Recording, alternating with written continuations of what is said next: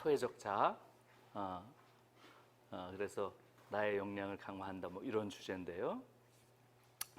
전체적으로 제가 오늘 드리고 싶은 말씀은 우리가 우리 자신을 얼마나 아는지, 내가 나 자신을 얼마나 알고, 또 우리가 한국인으로서 한국을 얼마나 알고, 또 우리가 사는 삶이 얼마나 정상인지, 그런 데 대해서 조금 생각해 보는 시간을 좀 갖겠습니다.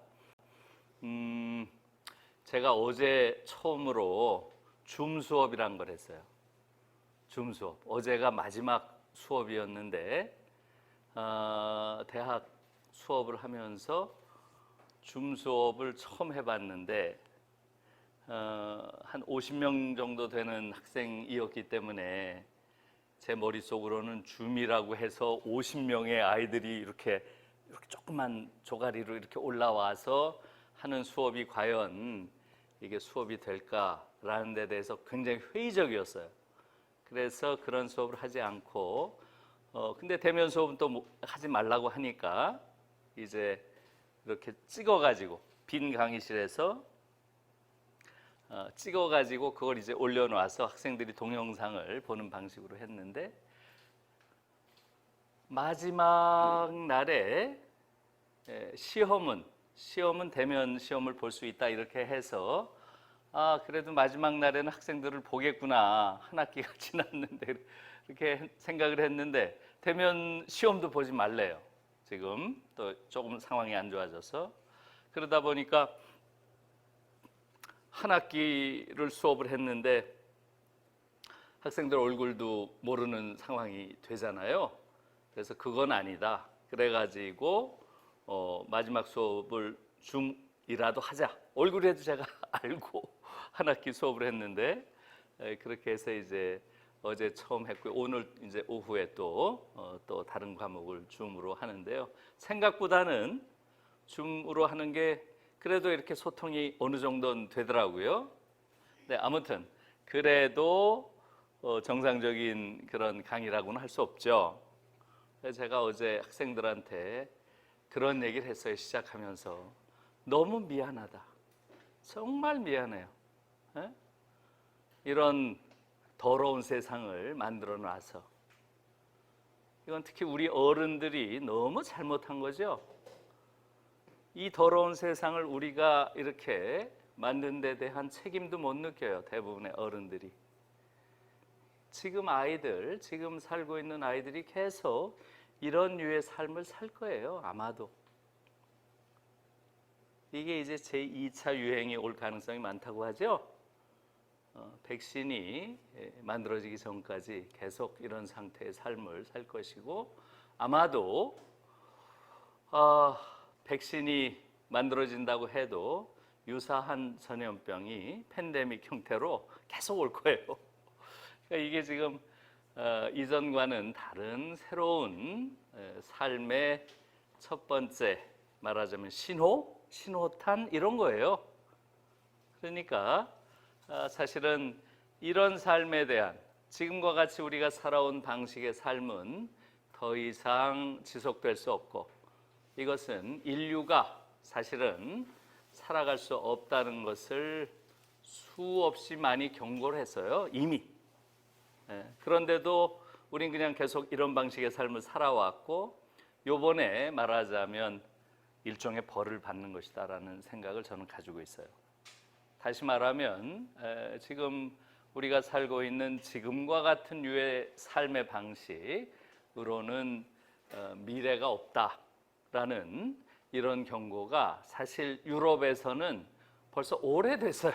한 30-40년 전부터 거기서는 이제 그것을 22세기는 오지 않는다, 이런 경고.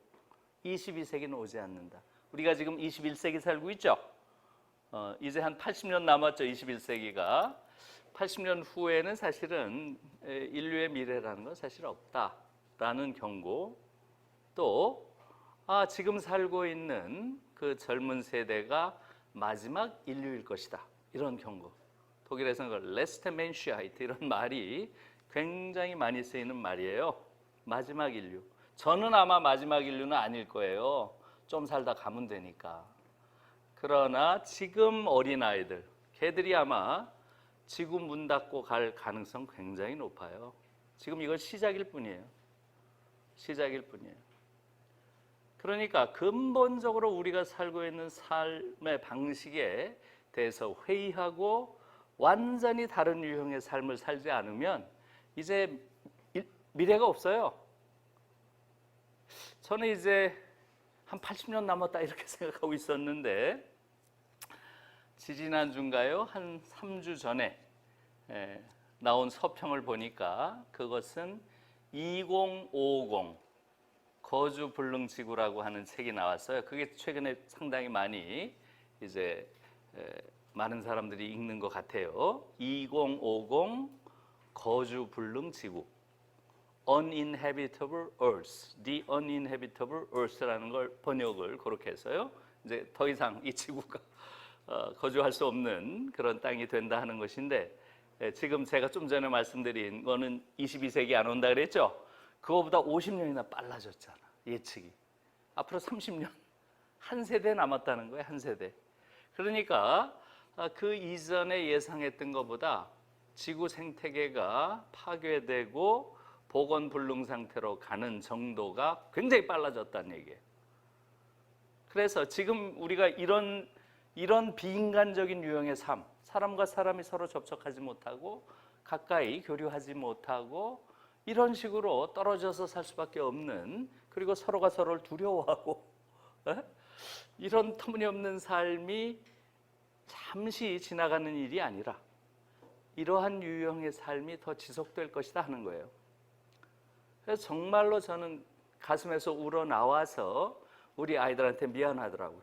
젊은 아이들.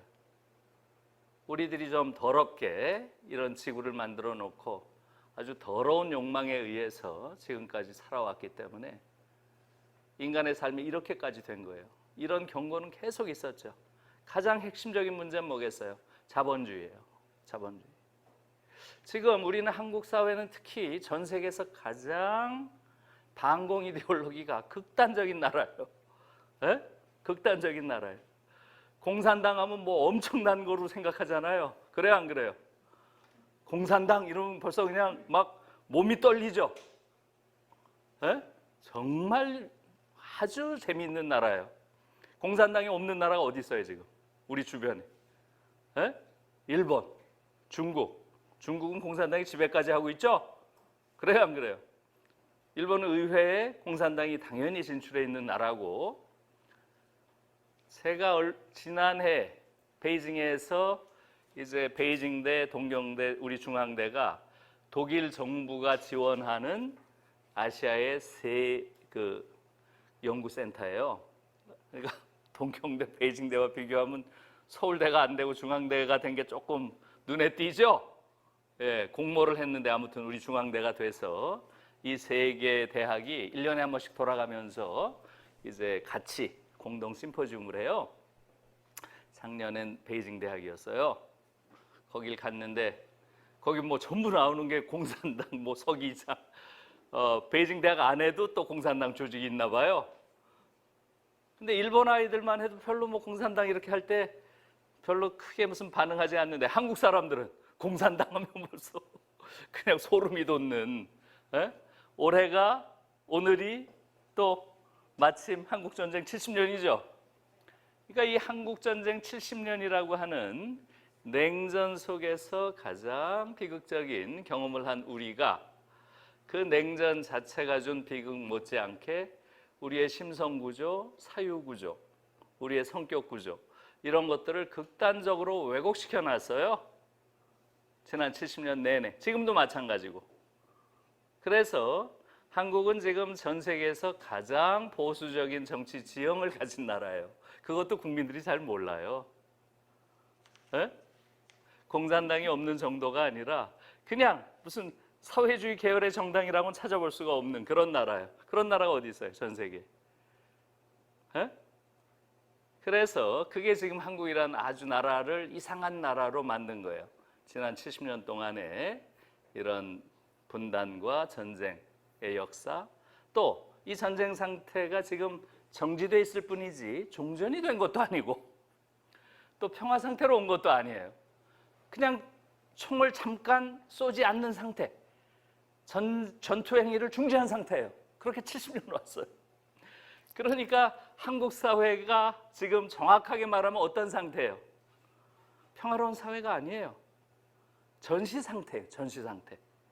그래서 한국인들의 의식 자체가 기본적으로 전시의 의식을 가지고 있어요. 다시 말하면 전쟁 상태에 있거나 아니면 피난민이라고 느끼고 있어요. 피난민. 한국인들의 의식은 피난민 의식이에요. 아직도. 지금 피난 상태예요. 안정적인 상태에 들어와 있질 않아요. 그래서 어떻게 돼요? 전 세계에서 가장 경쟁이 심한 나라입니다. 이렇게 경쟁이 심한 나라가 없어요. 일상이 전쟁이에요. 일상이. 그 일상에서 살아남아야 되기 때문에 우리 상황 자체가 그렇게 독특한 상황인 거예요. 전 세계에서 사실은 유례가 없는 독특한 상황에 있는 것이고요. 제가 왜 이제 이 얘기를 드리냐 하면 자본주의라고 하는 말 자체를 쓰질 않아요, 한국에. 에? 지금 우리가 살고 있는 이 질서를 학문적으로 규정할 때 이게 자본주의 사회인데 자본주의라는 말 자체를 쓰는 사람을 이상하게 쳐다봐요. 저 사람은 뭐 자본주의에 반대하나? 뭐 이렇게. 자본주의에 지금 찬성하는 사람이 누가 있어요? 말하자면 바로 그러한 상황 자체가 우리의 현실을 정확하게 바라보지 못하게 하는 거예요. 그래서 이 말을 하면 좀 길어지지만 어쨌든 핵심적인 이야기는 뭐냐 하면 지금 같은 형태의 자본주의가 지속되는 한 인류의 미래는 없다는 거예요. 여기에 대해선 거의 모든 미래학자들이 동의하고 있어요. 그런데 한국 사람들은 그런 의식이 전혀 없는 나라예요. 정말 끔찍한 거예요.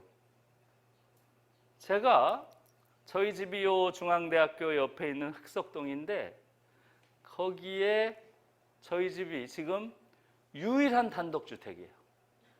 유일한. 전부 다 마을 전체를 때려부셨어요. 2, 3년 전부터. 지금 이제 아파트를 짓는다고 계속 공사 중인데 제가 그걸 보고 22세기는 확실히 오지 않는구나. 제일 먼저 대한민국이 몰락할 것이다. 그런 확신이 들었어요. 왜 그래요? 여러분 생각해 보세요. 그 멀쩡한 집들을 80, 90%가 다 멀쩡한 집들이에요. 또 좋은 집들이에요. 그 집들을 다 때려부시는 거예요. 다. 1년 내내 그 폐기물들을 어디에요? 트럭에 실어가지고 나르는 거예요. 그 폐기물 어디다 갖다 버리겠어요? 어디다가? 이 지구의 자원이 무한해요. 그리고 또 수많은 이제 새로운 걸로 거기 또 짓는 거예요. 이유는 딱 하나죠. 이윤이 남는다는 거. 그래요, 안 그래요? 제가 그걸 보면서 늘 거길 지나가면서 느끼는 거예요. 6.25 전쟁 때 이거보다 더 참혹한 폐허였을까? 그건 전쟁이지 그래도. 일상 안에서 정상적인 머리를 가진 인간들이 스스로 그걸 다 때려부시는 거예요. 이게 자본주의가 무서운 거예요. 이윤이라는 이름. 이윤이란 이름으로 못하는 게 없는 거예요. 못하는 게. 그리고 이윤만 된다면 인류의 미래고 또 지금 자라난 어린 아이들의 삶이고 아무런 안중에 없는 거예요. 아무런 안중에. 그러니까 한국처럼 이렇게 미래 생태에 대한 관심이 전혀 없는 나라는 전 세계 없어요. 중국조차 웬간히 있어요. 중국조차. 중국 우리보다 베이징이 굉장히 안 좋았죠. 생태 환경이. 그러다 보니까 중국은 최근에 굉장히 빠른 속도로 생태의식이 많이 생겼어요. 한국은 아직도 전혀 없어요. 여러분, 지금 독일 사람들의 경우는 소비할 때 죄책감을 느낀다는 사람이 82%예요. 82%. 소비할 때마다 죄책감을 느낀다는 거예요. 한국에서 소비할 때 죄책감 느끼는 사람 본 적 있는 사람 손 들어보세요. 한국에서 소비할 때 죄책감을 느끼는 사람 본 적 있으면 손 들어보세요. 한 명도 없잖아요. 우리는 소비를 해야 일자리가 생기고 경제가 돌아가고 나라가 발전하고 이런 논리가 전면적으로 지배하잖아요. 이런 나라가 없어요. 에? 왜 소비할 때 죄책감을 느끼겠어요? 미래 세대에 대한 책임. 걔들은 항상 그 얘기를 많이 해요. 미래 세대에 대한 책임. 이 미래 세대가 이 지구에서 살아야 될 거 아니에요. 그런데 지금 나의 욕망을 충족시키기 위해서 과잉된 소비, 사치성 소비 이런 것들을 계속하는 것은 지금 나의 탐욕을 위해서 미래 아이들이 살아갈 이 지구를 황폐화시키는 행위를 한다는 거예요. 그래서 소비할 때 죄책감을 느낀다는 거예요. 아마 여러분들이 유럽에 가보면 그런 느낌을 굉장히 강하게 받았을 거예요. 왜 이 사람들이 이렇게 검소하게 사나? 우리가 완전히 물질주의 세계 속에 있는 거지 유럽인들 사는 거 보세요. 우리보다 훨씬 더 검소하고 훨씬 더 말하자면 돈이나 물질에 예속되지 않은 삶을 살고 있죠. 훨씬 더 자연과 가까운. 되도록이면 다 자전거 타고 다니고 일체의 그런 자연에 해를 주는 행동을 가능한 안 하려고 노력합니다. 여러분, 작년 1월에 우리 제가 그 예를 많이 드는데요. 우리가 1월에 베를린에 한 달씩 우리 아이들을 어학연수를 보내요. 작년에 갔다 온 아이가 하는 얘기를 제가 방송에서도 몇 번 얘기를 했는데 똑같은 얘기를 한 번 더 드릴게요. 이런 거예요. 그 아이가 이제 베를린에 어학연수를 가니까 텐덤을 같이 하는 아이가 있었대요. 어학을 서로 이렇게 교환하는 거죠. 쥐리히에 사는 아이가 있었대요. 쥐리히에. 그래가지고 내 베를린 가니까 베를린에서 만나자 이렇게 된 거예요. 근데 이 쥐리히에서 베를린까지 오는데 기차를 타고 오면 한 8시간 걸린대요. 그리고 기차 요금이 유럽은 굉장히 비싸요. 한 150유로 정도 된다는 것 같아요. 그런데 비행기를 타면 1시간밖에 안 걸리고 8분의 1이죠. 비행기는 우리와 마찬가지로 거기 유럽도 지금 저가 항공이 많아요. 싼 비행기들이. 그래서 쥐리히 베를린이 50유로짜리가 있대요. 그러면 3분의 1밖에 안 되잖아요. 가격도. 그런데 이 아이가 뭘 타고 왔겠어요? 뭘 타고 왔겠어요? 기차를 타고 왔다는 거예요. 이건 한국 사람이면 100이면 100 당연히 비행기 탔겠죠. 한국인들의 머릿속에 있는 건 뭐예요? 생태적 상상력은 제로. 오로지 있는 건 가성비. 가격 대비 얼마가 되느냐. 오로지 경제적 상상력. 이게 유일한 거예요. 완전히 경제적 논리만 가지고 있는 인간 군상이 한국인인 거예요. 그러니까 이해를 못하는 거예요. 그 아이도 이해를 못하겠다는 거예요. 유럽 아이들의 대부분이 그런 생각을 가지고 있어요. 그래서 최근에 유럽에서는 지금 독일에서는 신조어가 생긴 게 바로 플룩샴이라는 그런 용어가 생겼어요. 플룩샴. 플룩이라는 게 flight, 비행기라는 뜻이고요. 비행기를 타는 거고 샴은 shame이에요. shame, 부끄러움. 플룩샴이란 말은 비행기 타는 행위에 대한 부끄러움. 그걸 대다수가 공유하고 있다는 거예요. 유럽인들이. 한국엔 전혀 안 왔죠. 무슨 말씀인지 좀 알겠죠? 이런 것들이 아주 보편적인 현상이에요. 그래서 유럽에서는 지난번 유럽의회 선거에서 이런 류의 자본주의의 발전을 저지하겠다고 나선 정당이 2등을 했어요. 그 이름은 여러분들이 알죠? 무슨 당이겠어요? 녹색당이죠. 녹색당. 녹색당이라고 하는 지금 이런 류의 자본주의 발전은 인류가 완전히 지옥으로 멸망하는 곳으로 행진이라고 생각하는 거예요. 그런 정당이 그냥 항의 정당 수준이 아니라 지난 유럽의회 선거에서 2등을 했어요. 그런데 한국에선 이런 문제의식 자체가 전혀 없는 거예요. 제가 그런 맥락에서 우리 아이들한테 그 얘기를 한 거죠. 줌 수업을 하는데 정말로 내 마음속에서 우러나서 정말 미안하더라고요. 이런 세상을 바꿔놓지 못하고 아직도 아무런 그런 의식이 없고 그냥 물질을 많이 소유하는 걸 자기 자신의 정체성이라고 삼는, 머릿속에 있는 건 오로지 아파트를 더 큰 걸 어떻게 옮길까, 더 좋은 차를 언제 살까, 더 좋은 물건을 언제 가질까. 이게 온통 한국인들의 정체성 전체예요. 물건이 한 인간의 정체성이 되어버린 이런 사회 없어요. 내가 지구상에서 알기로는 딱 두 나라예요. 한국과 미국. 에? 미국인들이 이래요. 미국인들은 완전히 물질주의 속에 아직도 살고 있는 나라예요. 3잡, 4잡, 5잡까지 해가면서 그 돈 모아가지고 집 사는 게 유일한 목적이. 에? 앞에 정원 있는 집 사는 게 유일한 목적이. 그리고 그 집 사면 이제 가는 거죠. 그게 유일한 목적인 삶. 이게 미국인의 삶이고, 우리가 최근에 미국이 사는 모습을 봤잖아요. 미국의 민낯이 어떤 민낯인지. 한국인들이 여전히 그런 물질주의적 삶의 패턴 속에 있고요. 사실은 유럽 같은 경우는 이미 오래전에 탈물질주의라고 부를 수 있는 그런 세계로 넘어가 있죠. 그에 반해서 지금 우리는 여전히 물질주의의 포로고, 우리의 욕망은 전부 물질과 관련되어 있는 거예요. 예? 정신적인 욕망, 사회적인 욕망, 정의의 욕망 이런 거 존재하지 않아요. 한국에서.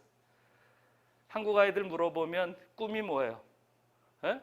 의사, 변호사 뭐 이런 거죠. 왜? 돈 많이 버니까. 당연한 거죠. 그게 전부인 거예요. 유럽 아이들한테 물어보세요. 꿈이 뭔지. 예? 억압과 고통이 없는 세상, 세계 평화, 이런 답이 제일 많이 나와요. 한국인 우리 어린 아이들한테서 그런 말 들어봐요? 실제로 독일의 아이들은 초등학교 때부터 거리에 나와서 데모를 해요. 뭘 가지고 데모를 해요? 뭘 가지고? 아마존을 살려내라. 아마존이 죽어간다. 에? 아마존이 죽으면 다음엔 지구가 죽죠. 지구의 허파잖아. 에? 얼마 전에는 계속 얘들이 많이 했던 게 아웅산 수치를 석방해라. 미얀마에서 계속 연금, 가택연금 당하고 있었죠? 에? 그러니까 세계의 고통과 아이들이 같이 하는 거예요. 초등학생들, 10살짜리 안팎의 아이들이. 최근에는 어떤 데모를 많이 해요? 그 아이들이 많이 하는 데모가. 에? 난민들 데모를 많이 해요. 난민들. 그래서 걔들이, 그것도 학생들이, 어린 아이들이 만든 구호래요. 지금 세계적으로 유명해졌죠. No human being is illegal. 에? 그걸 독일 아이가 만들었대요. 독일 말로는 kein Mensch ist illegal이에요. 독일 말로는 어떤 인간도 illegal, 불법적인 인간은 없다. 자꾸 난민들을 불법 체류 하니까 아이들이 그 난민들을 위해서 나온 거예요. 에? 베를린에서 북아프리카 난민들 한 500명이 왔는데 250명을 본국으로 송환을 했어요. 250명은 받아들이고 한 절반 정도를 난민 지위 규정에 맞지 않는다고 본국으로 귀환시킨다. 불법 체류이기 때문에 이렇게 해놓으니까 베를린 초등학교 학생들이 뜬 거예요. 500명, 600명. 얘들이 베를린 시내 한복판을 점거하고 행진을 합니다. 거기에 딱 쓴 게 No human being is illegal이에요. 에? 어떠한 인간도 불법적인 인간은 없다. 제가 그걸 마주쳤어요. 몇 년 전에. 그걸 보고 눈물이 나더라고요. 야, 아이들의 얼굴에서도 저렇게 기품 있는 표정이 가능하구나. 그 조그만 10몇 살짜리 아이들인데 걔들이 쫙 행진을 하고 가는데 옆에서 쳐다보니까 눈물이 나요. 눈물이. 왜 눈물이 났겠어요? 우리 아이들 생각이 나서. 그저 영어 단어, 수학 공식 하나 외우면 그 잘했다 그러고 그거 못 외우면 그냥 야단 맞고 그 아이들이 커서 어떤 인간이 되겠어요? 에? 정말 이건 터무니없는 거예요. 독일에서 그런 아이들이 커서 어떤 인간이 되겠어요? 그 아이들은 항상 어린 시절부터 이 세계의 고통과 이 세계의 억압과 함께하고 있다는 그런 느낌을 가지고 사는 거예요. 그게 가장 중요한 교육이라고 가르치는 거예요. 여러분, 독일에서 난민을 117만 명 받은 거 아세요? 2015년에 시리아에서 대량 난민이 발생했죠? 이들이 자꾸 이제 유럽으로 막 몰려왔죠? 이때 유럽의 전체의 정치 지형이 바뀌었어요. 유럽 전체가 극우적인 정치 지형이 강화됐어요. 여러분들 아시죠? 그 과정에서 영국의 경우는 어떻게 된 거예요? 영국엔 한 3만 정도를 받겠다고 했어요, 정부에서. 그랬더니 그것을 극우 정치인들이 막 선동을 해대가지고 결국은 브렉시트까지 간 거예요. 브렉시트까지. 에? 영국은 그러면 우리는 유럽연합에 같이 안 하겠다, 이렇게 된 거예요. 나가겠다. 그래서 유럽연합을 탈퇴했던 게 브렉시트죠. 거기까지 간 거예요. 프랑스도 몇만 명의 난민을 받겠다고 했다가 어떻게 됐어요? 마린 르팽이라고 하는 극우주의 정치가가 결선 투표까지 올라갔어요. 대통령 선거를 하는데. 이것은 당시에 프랑스의 지식인들 눈에는 이건 프랑스 민주주의의 대파탄이라고 보였던 거예요. 대파국, 대파탄, 이런 말들을 했어요. 어떻게 극우 파시스트가 가장 근대 민주주의의 중요한 발원지인 프랑스에서 결선 투표까지 올라가요. 다행히 마크롱이 저지를 했죠. 마크롱이 지금 대통령이 됐죠. 그러나 파시스트가 대통령이 될 위기까지 갔던 거예요, 프랑스가. 에? 그것도 난민 몇만을 받겠다고 하는데 그렇게 됐죠. 그런데 바로 그 해가 2015년이에요. 바로 그 해에 누가? 지금 수상이 누구죠? 독일 수상이 여자 수상이죠. 앙겔라 메르켈이라고 하는 수상이죠. 이 메르켈이 얼마를 받겠다고 선언을 했어요. 얼마를? 우리가 그럼 그냥 간단하게 우리가 100만 명 받을게, 이런 거. 100만 명. 그때 4만 5만 받는다고 난리들이 나는데 그 장면에서 메르켈이 나와가지고 그래, 그냥 우리가 다 받을게, 100만 받을게, 이렇게 된 거예요. 그리고 실제로 얼마 받았어요? 115만을 받. 난 115만인 줄 알았더니 또 다른 통계를 보니까 117만이래요. 2만을 더 받았다. 그 한 해에 117만 명을 받았어요. 시리아 난민을. 그거 상상할 수가 있어요? 같은 시기에, 그 비슷한 시기 좀 지나서 우리나라에는 예멘 난민들이 제주도에 왔어요. 500명. 예? 예. 500명의 난민이 오니까 어떻게 됐어요? 예? 난리가 난 거예요. 난민 받지 말라고. 난리가 난 거예요. 며칠 만에 70만 명이 난민 받으면 안 된다고 서명을 청와대에 올렸어요. 그런 게 문제인 거예요. 그런 게. 한국인들이 왜 점점 더 이렇게 되는지. 그건 국제적인 망신이에요. 국제적인 망신. 에? 법무부에서 몇 명 받았어요? 2명 받았어요. 2명. 제가 지지난주에 법무부에 가서 강연을 했어요. 인권 강연을. 거기서 내가 이런 얘기를 했어요. 너무 부끄러운 일이다. 너무 부끄러운 일이다. 특히 법무행정가들이 가장 보수적이고 고루해요. 이 사람들은 세상이 어떻게 변하는지도 몰라요, 지금. 이게 지금 우리가 가지고 있는 한국인들의 지금 상황이에요. 이런 상황. 이런 속에서 전혀 아까 말씀드린 대로 이런 물질에 대한 욕망들, 물질을 많이 갖는 것을 유일한 자기를 구현하고 자신의 삶의 의미를 마치 실현하는 거라고 생각하는 게 대부분의 한국인들이고, 사실은 유럽의 경우는 우리와는 너무나 다르단 말이에요. 이런 것들을 우리가 생각을 못하고 있어요. 그래서 특히 저는 생태 위기와 관련해서 최근에 벌어지는 이런 현상들을 보면서 정말로 진심으로 우리 학생들한테, 특히 미래 세대한테 미안해요. 우리 세대가 이런 문제에 대한 아무런 예비적인 의식이 없었고, 한국 지식인들도 너무나 이런 문제를 사회적 의제로 제기하지 못했고, 바로 그렇기 때문에 우리 집 앞에서 그런 일이 벌어지는 거예요. 마을 전체를 때려부시고, 멀쩡한 집들을 다 때려부시고. 다시 말하면 이건 미래학자들은 뭐라 그래요?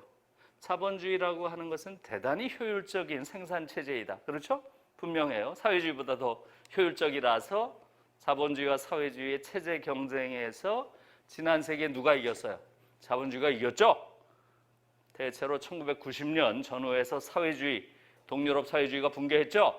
그건 다 아는 일이죠.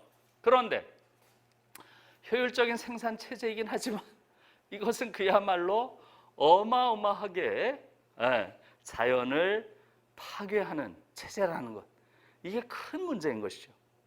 그래서 실제로 지난 250년간의 자본주의가 인류가 5,000년 동안 이룩해온 발전보다 더 큰 발전을 이뤘다는 거예요.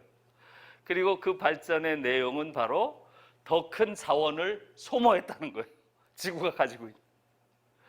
지난 5,000년 동안 지구에 살던 사람들이 소모했던 자원보다 지난 250년 동안 자본주의 체제 하에서 인류가 소모한 자원이 더 크다는 거예요. 차원의 고갈. 지금 많은 미래학자들이 이야기하는 게 뭐예요? 지금 공기 숨 쉴 수 없는 공기가 될 것이다 라는 것 못지않게 가장 인류가 고통을 겪을 게 뭐라는 거예요? 물 부족. 지금 물 부족에 대한 대책이 거의 없대요. 앞으로의 인류는 물이라고 하는 것, 물과의 전쟁이라는 거예요. 그런 경고들이 계속 나오고 있어요. 한국에만 안 와요, 그런 경고가. 녹색당이 0.3% 얻었나요? 지난번 선거에서? 아직도 그런 나라예요. 독일에선 거의 20%를 얻고 있어요. 20%. 예? 이 녹색당이라는 것은 대부분이 다 여성들이 중심이 된 그런 정당이고요. 처음에 만든 것은 주로 여자 교사들이 중심이 돼서 만들었어요. 독일에선. 그게 벌써 50년 전이에요. 1970년대. 왜 교사들이 나섰을까요? 우리 아이들. 우리 아이들. 요 아이들의 미래. 이 아이들의 미래를 우리가 지켜야 된다. 그래서 교사들이 당시에 녹색당 만들 때 내건 구호가 뭐예요? 미래 생명에 대한 책임. 미래 생명에 대한 책임을 갖는 것. 이게 교육의 가장 중요한 목표가 돼야 된다. 이렇게 나온 거예요. 네? 1970년대. 그래서 80년대에 의회에 들어가고 90년대에 집권을 했어요. 20년 만에. 8년 동안 집권을 했어요. 독일에서는. 연정 형태로 3인당과 녹색당이 연정을 해가지고 집권을 해서 완전히 생태 중심적인 사회로 딱 질적인 변화를 시켜놓은 거예요. 독일의 경우는. 독일에 가보면 금방 느껴요. 공기가 달라요. 공기가 달라요. 녹색당이 집권한 주는 교통체제가 달라요. 거긴 바로 정치적 효능감을 느끼는 거예요. 녹색당이 딱 집권하면 바로 어떻게 돼요? 자동차길 하나가 자전거길로 바뀝니다. 딱 바뀌어요. 자동차길이 자전거길로 바뀌어요. 녹색당은 완전히 자기들이 일당으로 집권하면 자동차 도로 다 없애겠다는 거예요. 전차와 자전거만 가지고. 그러니까 일체의 환경에 해를 가하지 않는 그런 것들만 이루어진 그러한 교통체제로 바꾸겠다는 거죠. 말하자면, 예를 들면. 그런 거예요. 그런 의식이 지금 한국엔 전혀 없기 때문에 지금 젊은 세대가 이렇게 고통을 받고, 우리 나이 든 세대는 괜찮아요. 이제 몇 년 살다 가면 되니까. 너무 오래 살았어, 사실. 그런 생각도 들어요. 예? 그러나 여러분들은 오래 살아야 되고, 또 여러분들 자식들이 일상적으로 고통을 받는 환경에 의해서 그런 상황이 되는 건 절대 안 되는 거죠. 그러니까 전적으로 새로운 유형의 삶을 살아야 되는 거예요. 그것은 뭐예요? 이렇게 소비지상적이고 완전히 물질에 정향된 이런 삶이 아니고, 가장 중요한 건 물질을 얻는 것이 아니라 행복을 얻는 거죠. 행복.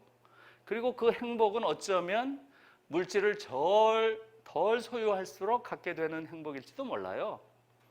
그래서 최근에 독일에서 나온 책 중에 가장 그 베스트셀러 중에 하나가 뭐겠어요? 예, 풍요로부터의 해방이에요. 풍요로부터의 해방. 역설적인 말이죠. 예, 풍요로부터 해방돼야 된다는 거예요. 옛날엔 빈곤으로부터의 해방이었죠. 지금 과잉된 풍요. 여기서부터 인간이 벗어나지 않으면 미래가 없다는 거예요. 그런 부분에 지금 한국인들은 그런 생각이 지금 못 미치고 있는 거죠. 그래서 제가 진심으로 어제 수업을 하면서 정말 아이들한테 미안하고 그런 느낌을 받았어요. 첫 번째 미안함이 그거였어요. 첫 번째 미안함이 이런 류의 수업을 받을 수밖에 없는, 아이들과 직접 이렇게 소통하면서 교육할 수 없는 이런 상황이 왔음에도 불구하고 많은 사람들이 아직도 각성을 못하고 있어요. 각성. 이건 무슨 마치 어떤 사고가 벌어진 것처럼 그렇게 생각을 하고, 이게 구조적인 우리의 잘못된 삶의 방식의 필연적 결과라는 생각을 거의 하질 않아요. 한국에서는 아직도.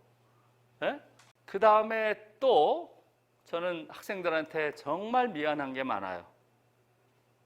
그것은 아마 한국인들 대부분에 관련된 이야기이기도 하고 오늘 이야기하고자 하는 사회적자와도 관련된 이야기예요. 그것은 뭐냐 하면 지금 한국인들은 전 세계에서 놀랄 정도의 엄청난 성취를 이룬 국민이에요. 우리가 아는 것보다 훨씬 더 대단한 그런 국민이에요. 우선 우리가 이룬 정치 민주화라고 하는 것은 이건 정말 대단한 거예요. 우리가 알고 있는 것보다 훨씬 더 대단한 거예요.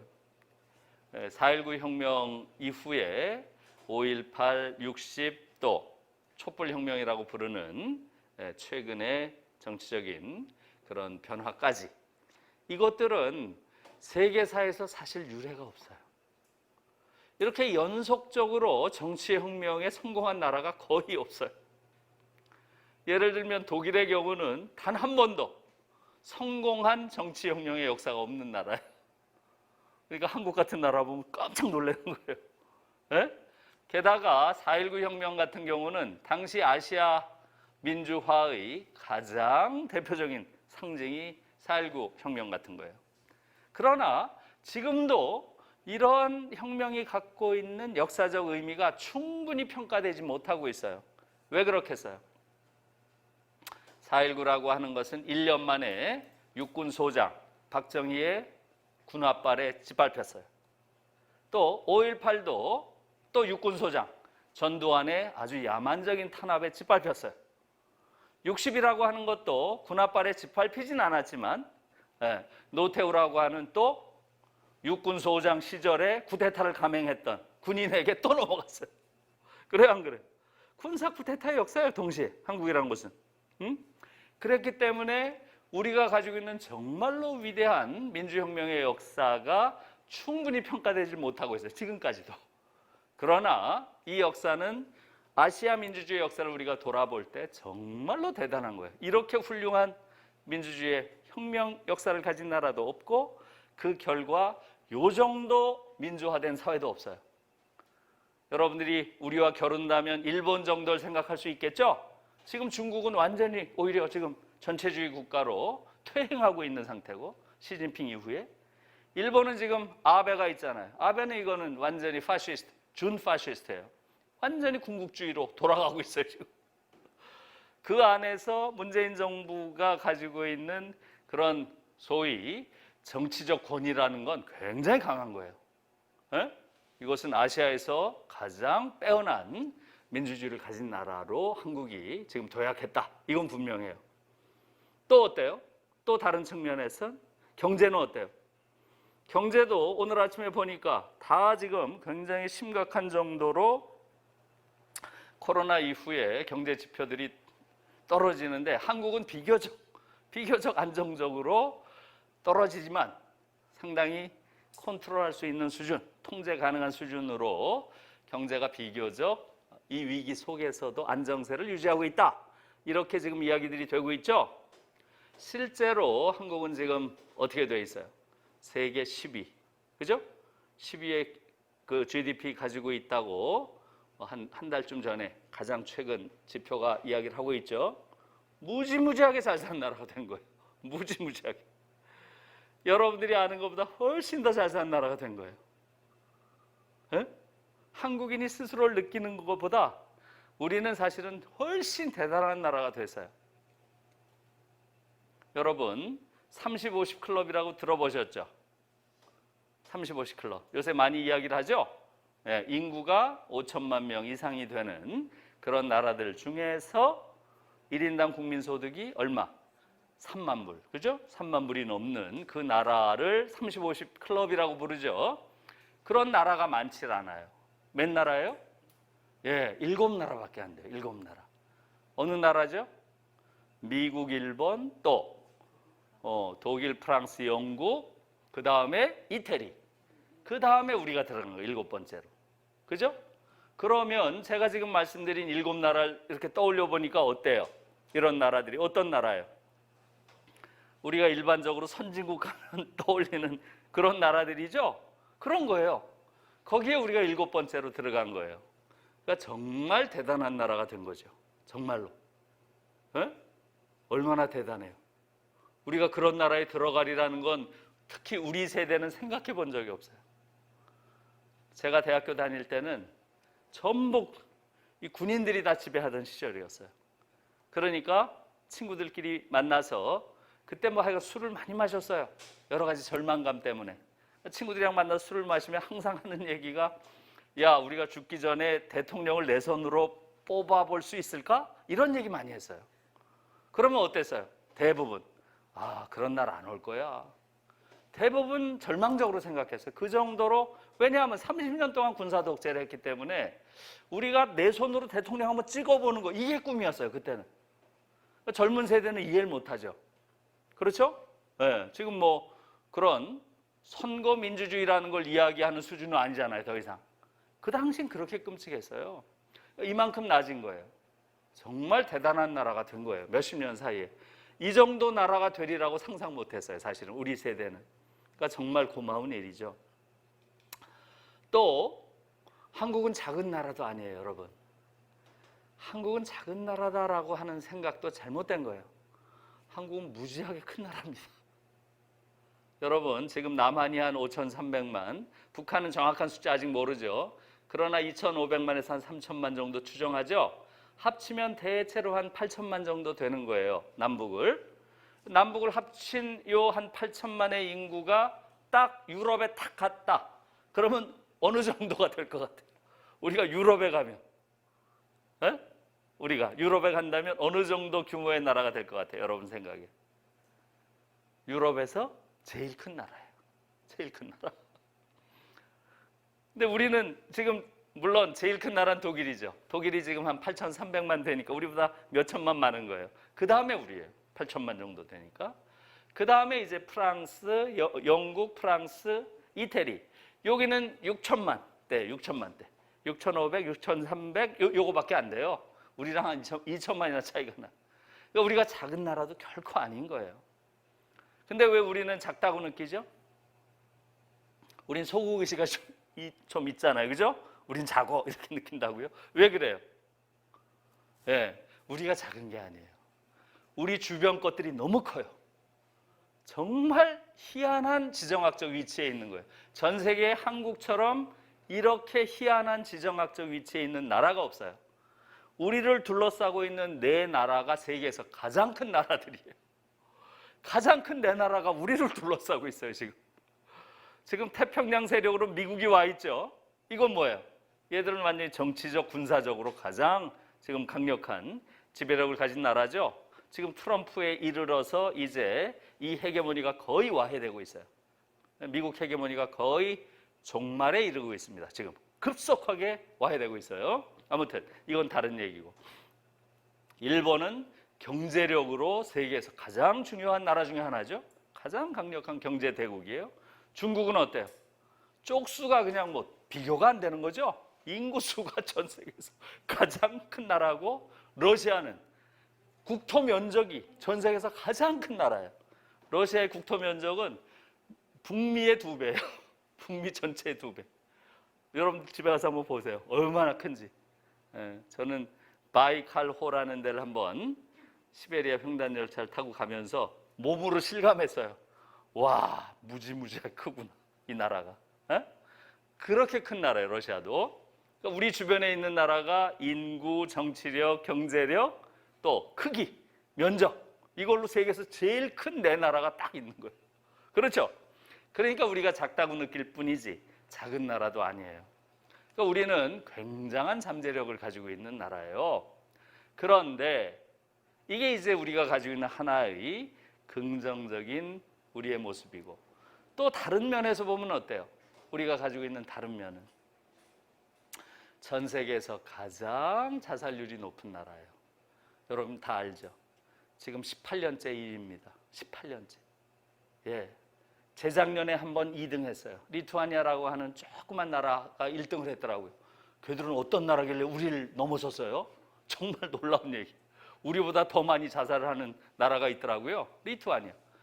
그 나라를 내가 그래서 물어봤어요. 우리 사회학과 교수한테. 그 나라는 완전히 내부적으로 국가 구조가 붕괴한 나라래요. 예? 그러니까 사실상 한국이 지금 국가다운 나라 중에서는 계속 가장 많은 사람들이 자살한 나라예요. 그 중에서 정말로 철학적 자살 혹은 연애에 실패해서 하는 깊은 실존적 좌절 때문에 하는 자살, 베르테르 같은 이런 자살이 몇 프로 되겠어요? 99%가 사회적 타살이에요. 살고자 하지만 삶의 벼랑에 몰려가지고 뛰어내리는 거예요. 대부분이. 그건 죽이는 거죠, 사람을. 사실상은 사회적 타살이죠. 전 세계에서 가장 많은 노동자가 일하다가 죽어가는 나라입니다. 그건 24년째 일이에요. 24년째 지금 24년째 1등이에요. 소위 산업재해 사망률이라고 하는 거죠. 이 말부터 바꿔야 돼요. 이거 산업재해 아니에요. 이건 기업이 죽이는 겁니다. 기업 살인이에요. 기업 살인. 에? 비용을 아끼겠다고 인간을 죽인 거예요. 분명하게 살인이죠. 그게 살인이지 뭐예요. 지금 24년째 1등이고 2000년부터의 통계를 보면 경악할 수준이에요. 2000년부터 2020년 지금까지 20년 동안 4만 명 이상이 죽었습니다. 일하다가 4만 명 이상. 제가 그 통계를 보고 믿기지가 않더라고요. 네? 4만 명이 죽었다 이쯤 되면 전쟁이죠. 전쟁. 그러니까 사실은 한국은 일상적으로 노동 현장에서 자본과 노동 간의 내전이 벌어지고 있는 나라예요. 저는 내전 상태라고 봐요. 이쯤 죽으면. 네? 매년 최소한 2,000명 이상의 노동자들이 일하다가 죽는 나라입니다. 이런 나라가 없어요. 유럽에서는 한 10여 년 전에 영국이 1위였어요. 영국이 유럽에선 가장 많은 노동자들이 죽는 나라였습니다. 특히 대처 이후에 이게 굉장히 심해졌어요. 그런데 그 이후에 아주 강력한 법을 통해서 바꾼 겁니다. 법 이름부터 바꿨어요. 영국도 산업재해 그런 보호법인가 이런 거였어요. 그걸 이름을 어떻게 바꿨겠어요? 이름을 기업살인법으로 바꿨어요. 기업살인 이름부터 바꾼 거예요. 이것은 기업살인법이다. 그리고 이 살인을 저지른 기업인에 대해서는 사회적으로 내릴 수 있는 가장 엄격한 엄단을 내린다. 이렇게 바꾼 거예요. 그리고 나서 어떻게 됐어요? 지금 영국이 어떤가요? 유럽에서 가장 낮습니다. 유럽에서 가장 낮아요. 네? 그래서 저는 작년까지 한국과 영국을 봤더니 한국은 세계 1위, 영국은 지금 세계에서 가장 좋아요. 이게 몇 배 차이겠어요? 20배 차이더라고요. 20배. 네? 기업 살인 비율이 영국과 한국이 20배 차이. 근데 제가 지난주에 도표를 보니까 올해 게 또 나왔어요. 어떻게 됐겠어요? 더 벌어졌어요. 지금 25배. 여러분 찾아보세요.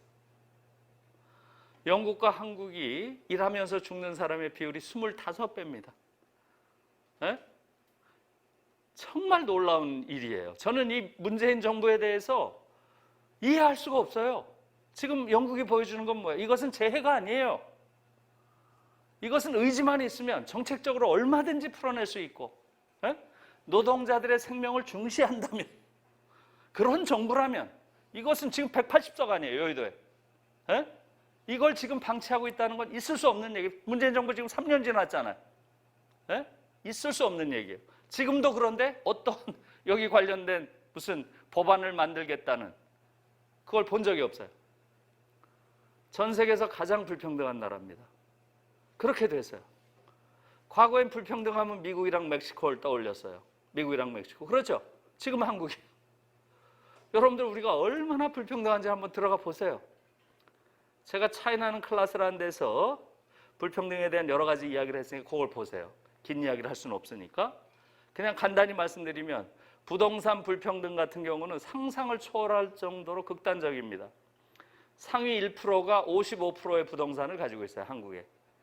상위 10%가 96.7%, 96.7%의 부동산을 가지고 있습니다. 상위 10%가. 나머지 90%가 3.4% 가지고 있어요. 90%가. 이런 불평등, 부동산 불평등은 세계 역사에 없어요. 그래서 정태인이라고 하는 노무현 정부 때 경제 기획관으로 청와대에 있었던 경제학자는 뭐라 그러냐면 한국은 전 세계에서 가장 불평등한 나라 아니야. 뭐라 그래요? 자본주의 역사상. 자본주의 역사 250년 동안 이렇게 불평등한 공동체가 없다는 거예요. 에? 전 세계에서 가장 장시간 노동하는 나라입니다. 그것은 최근에 지지난주인가 올해 또 지표가 나와서 가장 최근 거. 그걸 봤더니 여전히 똑같아요. 독일보다 700시간 더 일합니다. 700시간. 독일이 1300시간, 한국이 2000시간 일합니다. 어떤 지표에 따라서는 2300시간 일한다는 지표도 있어요. 그러면 1000시간 더 일하는 거예요. 5개월 더 일합니다. 약 독일인보다 한국인들이. 이 정도 되면 노동기계예요. 노동기계. 노동기계. 에? 사실은 이건 과장된 게 아닐 거예요. 한국인들은 어떻게 해요? 주말이 되면 일할 거 싸 들고 가서 집에 가서 또 하잖아요. 에? 이건 통계 안 잡혀요. 그렇죠? 그러다 보니까 어떻게 돼요? 아이들은 안 낳습니다. 이 지옥의 체험을 내 후대까지 물려주고 싶지 않은 거예요. 전 세계에서 출산율이 최하입니다. 계속 최하예요. 작년 올해 둘 다 출산율이 1을 넘지 못한 유일한 나라입니다. 올해가 0.92, 작년이 0.98. 이 기록은 인류 역사상 처음이래요. 출산율 통계를 낸 이후로 2년 연속 1 이하 출산율을 보인 최초의 국가래요, 한국이. 그게 우리의 모습이에요. 그러니까 우리의 이런 현상을 어떻게 봐야 되느냐는 거죠. 이게 너무 이상한 현상인 거예요. 그래서 제가 쓴 책이 바로 이 현상의 원인을 추적해보는 책이었어요. 에? 다시 말하면 경제도 이렇게 성장해서 엄청 잘 사는 나라가 됐어요. 우린 무지무지하게 잘 사는 나라예요. 에? 두 번째, 또 뭐예요? 정치도 민주화가 됐잖아요. 정권 교체를 3번이나 했어요. 옛날엔 정권 교체가 안 돼서 그런가 이렇게도 생각했잖아요. 그래요, 안 그래요? 지금 정권 교체까지 몇 번 했어요? 그런데 더 나빠지는 거예요. 에? 왜 그래요? 경제도 잘 살고 정치도 민주화 됐는데 왜 우리의 삶은 지옥이죠? 제 말이 맞아요, 틀려요? 에? 모든 지표가 우리가 지옥임을 증명하고 있어요. 왜 그렇겠어요? 이것이 바로 오늘 우리가 지금 맡고 있는 한국 전쟁 70년과 밀접한 관계가 있는 거죠. 한국만 가지고 있는 아주 독특한 역사적 특성, 유일무이한 그게 있죠. 뭐겠어요? 바로 한국만 지금 전 세계에 남아있는 유일한 어떤 나라예요? 냉전 국가예요. 냉전이라는 건 이미 30년 전에 다 전 세계에서 해체됐고 이 유산이 남아있는 곳은 없어요. 한반도만 아직도 남아있어요, 지금. 에?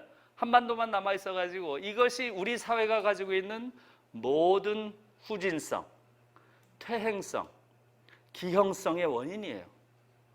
그래서 우리는 지금 정치 민주화가 됐다고 하지만 우리의 정치 구도라고 하는 것, 정치 구도라고 하는 것이 전 세계에서 가장 보수적인 정치 구도예요.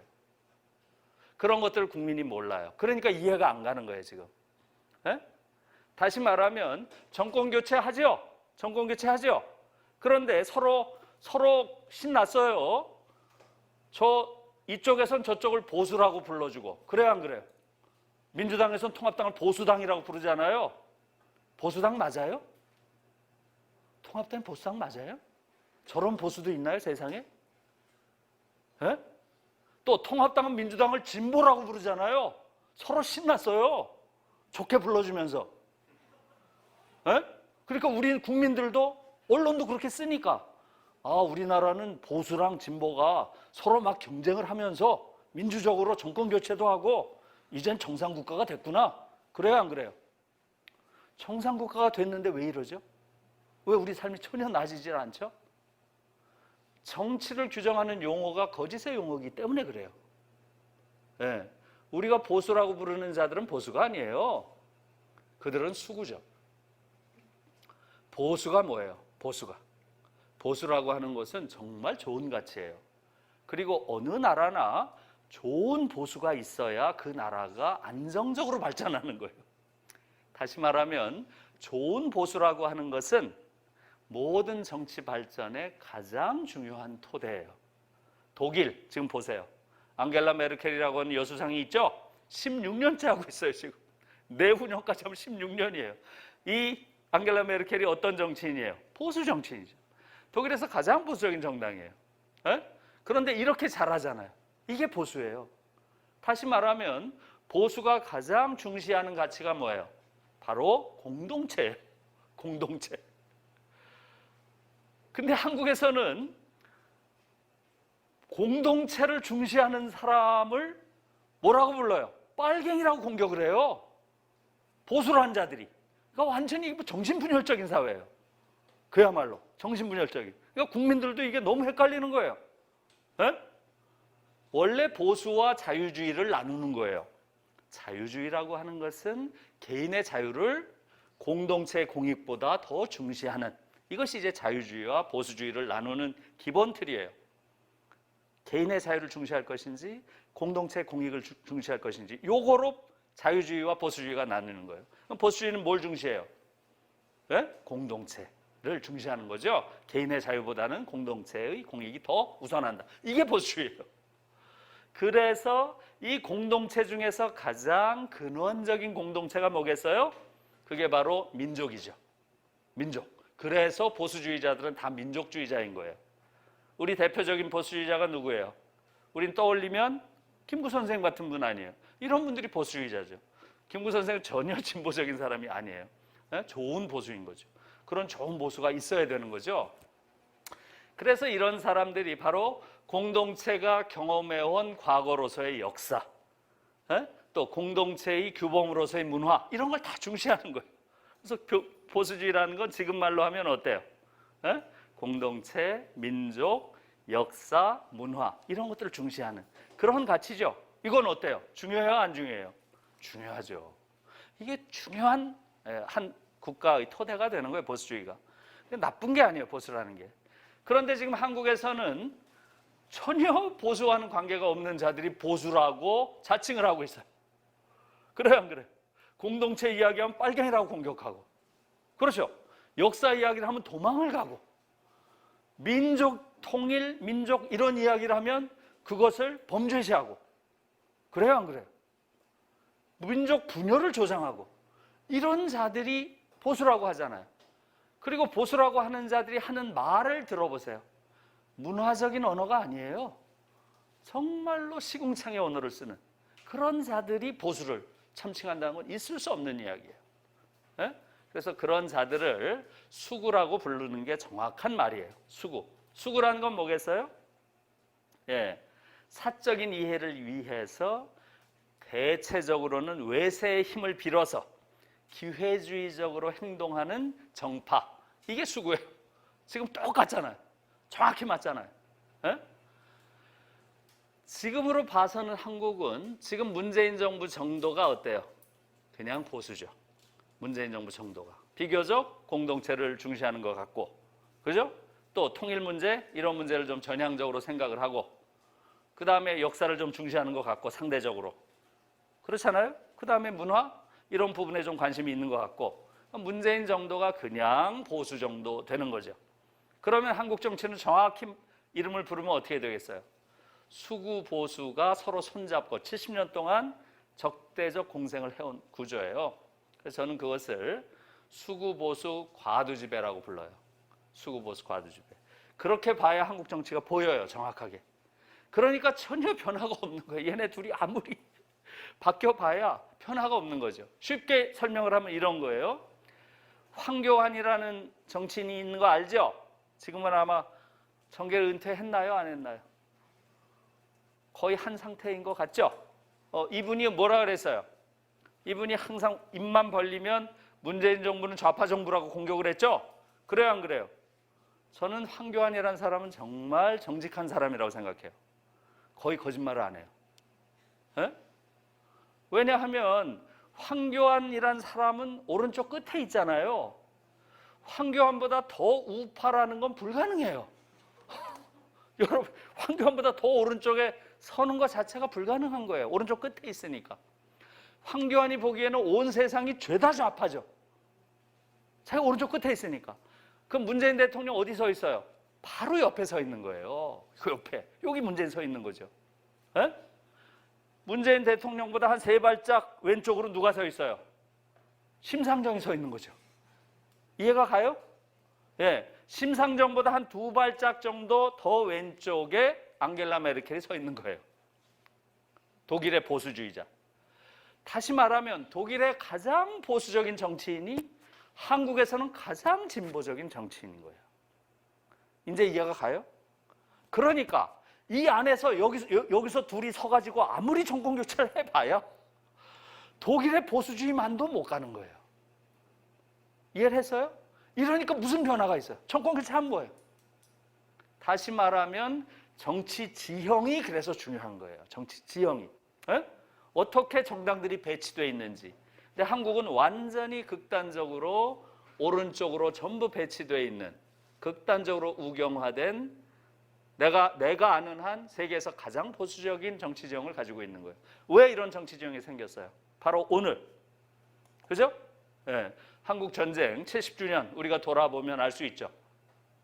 냉전이라고 하는 세계적인 갈등을 집중적으로 경험한 게 한국이었고 그 냉전의 상처가 아직도 살아서 지금 우리의 삶을 규정하고 있는 거예요. 한국 전쟁은 저 과거의 일이 아니에요. 지금 살아서 우리의 일상을 규율하고 있는 거예요. 이런 정치 조직의 형태로. 이미 우리가 가지고 있는 이런 정치 조직은 한국 전쟁이라고 하는 아주 참혹한 냉전의 질서가 생산해낸 그러한 현실이에요. 그래서 우리가 지금 이렇게 사는 거죠. 이 전쟁 때문에. 그래서 이 냉전 구조를 깨는 게 지금 가장 중요한 것이고요. 그 과정에서 지금 문재인 정부는 몇 번 실착을 했죠. 지금 북한은 우리의 상대가 아니에요. 상대가. 지금 대체로 동서독 간의 경제적 규모, 국가의 그런 경제적 규모가 대체로 4대1 정도였어요. 4대1. 더 격차가 벌어졌을 때 5대1이에요. 지금 한국은 어때요?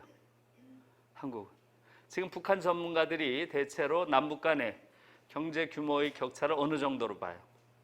대체로 40대1 정도로 보는 사람이 가장 적게 보는 거고 크게 보는 사람은 70대1까지 보는 사람이 있어요.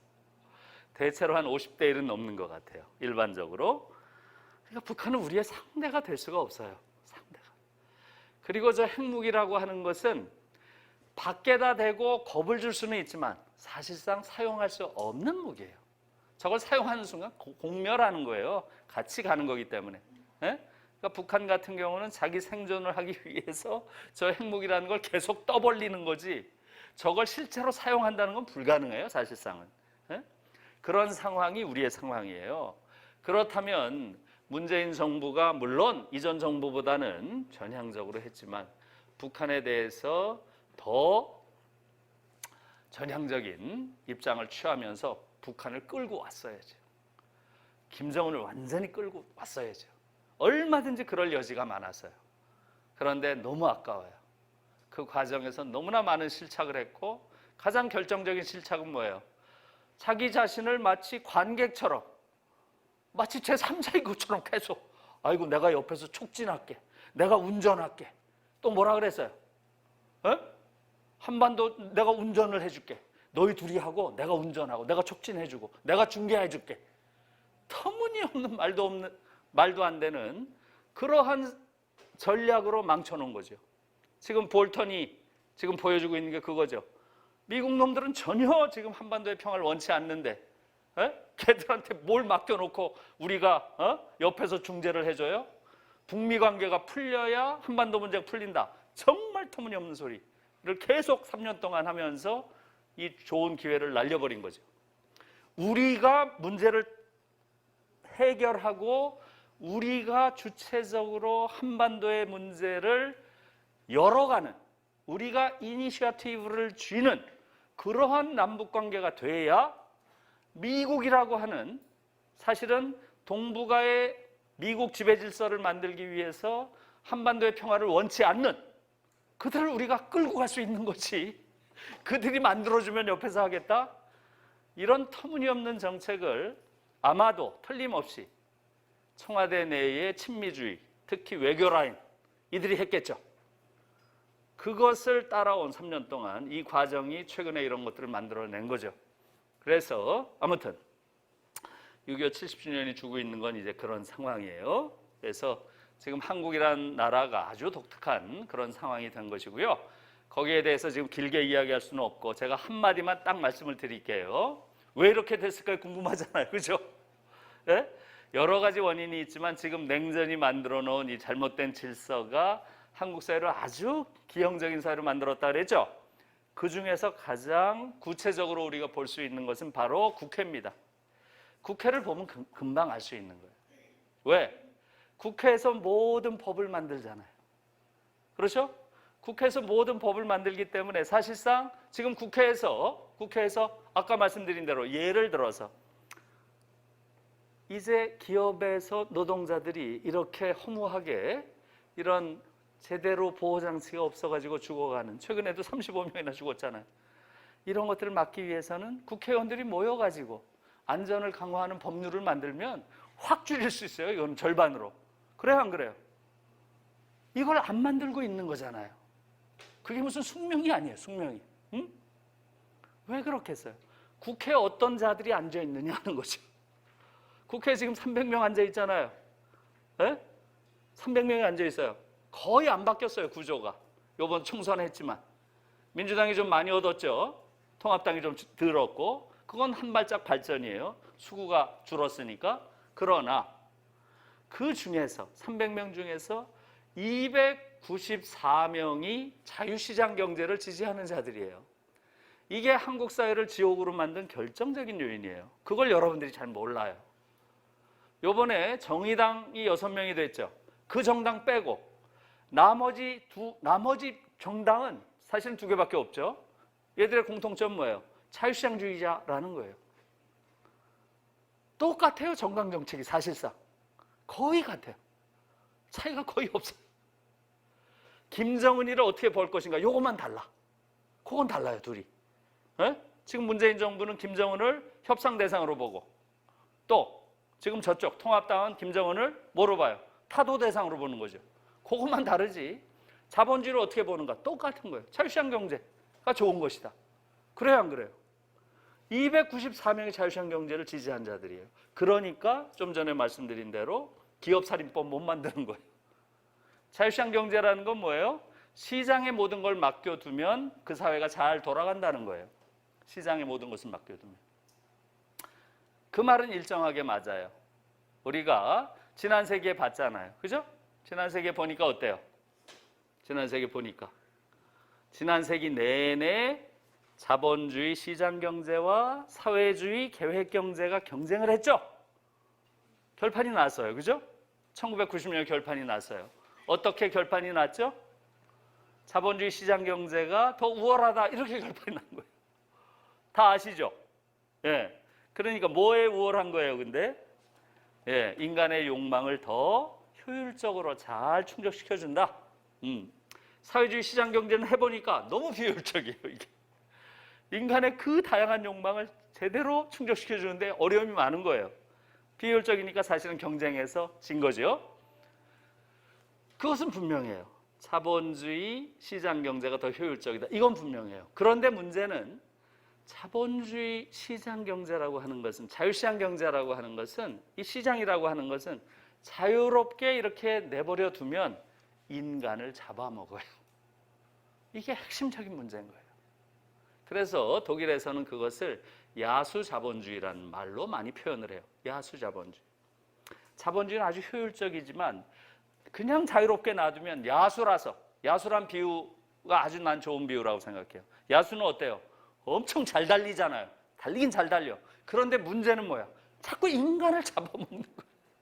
잘 달리는 건 좋은데, 그러니까 어떻게 하면 되겠어요? 잘 달리는 건 우리가 활용을 하되 인간을 못 잡아먹게 어떻게 하면 되겠어? 여기다가 재갈을 물리고 또 고삐도 채워가지고 우리가 통제를 하면 못 잡아먹을 거 아니에요. 이해를 하셨어요? 그렇게 만들어야 되는 거죠. 근데 우리는 그게 아니에요. 재갈도 물리지 않고 고삐도 채우지 않고 자유롭게 놔두니까 온 천지를 돌아다니면서 다 인간을 잡아먹는 거예요, 지금. 그게 아까 이야기한 그런 지표들이죠. 이해를 하셨어요? 다시 말하면 자본주의 시장 경제의 가장 핵심적인 문제는 뭐겠어요? 두 가지예요. 실업과 불평등. 이게 이제 인간을 잡아먹는다는 의미예요. 인간을 잡아먹는다 할 때 그 자본주의의 핵심적인 문제는 바로 뭐겠어요? 실업과 불평등인 거예요. 자본주의는 필연적으로 실업과 불평등을 낳는 체제인 거예요. 에? 그러니까 다시 말하면 실업의 문제라고 하는 것은 개인의 문제가 아닌 거예요. 자본주의는 그 체제 내에 대체로 5% 내외의 실업을 내장하고 있는 체제예요. 그러니까 자본주의는 효율적으로 인간의 욕망을 충족시켜 주지만 불행히도 실업이라고 하는 그러한 야수성을 가지고 있는 거예요. 인간을 잡아먹는 거죠. 그러니까 이 실업 문제는 기본적으로 개인의 문제예요, 체제의 문제예요? 체제의 문제인 거죠. 자본주의라고 하는 체제의 문제이기 때문에 유럽에서는 자유시장 경제란 말 자체가 터무니없는 말이라고 다 이야기를 하는 거예요. 기본적으로 시장 경제는 인간을 못 잡아먹게 개입해서, 국가가 개입해서 이것을 조정을 해야 된다는 거예요. 이해를 하셨죠? 그래서 그것을 사회적 시장 경제라고 부르는 거예요. 사회적 시장 경제. 에? 그러니까 국가가 개인에게 모든 책임을 전가하는 것이 아니라 결국은 실업 문제는 국가가 개입해서 풀어야 된다 하는 것이죠. 여기서 사회적이란 말이 뭐겠어요? 주로 구체적으로는 조세제도예요. 조세제도. 에? 세금을 통해 가지고 결국은 국가가 정의로운 조세를 통해서 국가가 많은 재정을 확보하고 그걸 통해서 실업을 당한 사람은 어떻게 돼요? 실업보험을 주고 또 실업보험 정도가 아니죠. 독일은 실업 뭐예요? 부조라고 해서 실업부조는 지금 한국은 실업보험 6개월이면 끝이에요. 실업당하면 대책이 없어요. 대책이 없으니까 고민하다가 뛰어내리는 거예요. 대부분이. 국가가 전혀 아무것도 안 하니까. 독일은 실업보험이 2년인가 그렇고요. 그 이후엔 실업부조를 하는데 실업부조는 무기한이에요. 이것은 계속 새로운 일자리를 잡을 때까지 국가가 보호해야 된다는 거죠. 예? 이게 바로 사회적 시장경제. 그걸 뭐로 해요? 조세정책을 통해서 하는 거죠. 개인에게 책임을 돌리는 게 아니라 실업 상태가 되면 국가가 기본적으로 실업자를 보호하고 그동안에 재교육을 시키고 그 다음에 재취업을 할 때까지 국가의 책임이라고 보는 거예요. 왜? 실업은 개인의 문제가 아니니까. 개인이 게을러서 생긴 문제가 아니니까. 그러나 한국은 네가 게을러서, 네가 공부 안 해서, 네가 뭐 해서 전부 개인에게 책임을 전가합니다. 그게 자유시장 경제예요.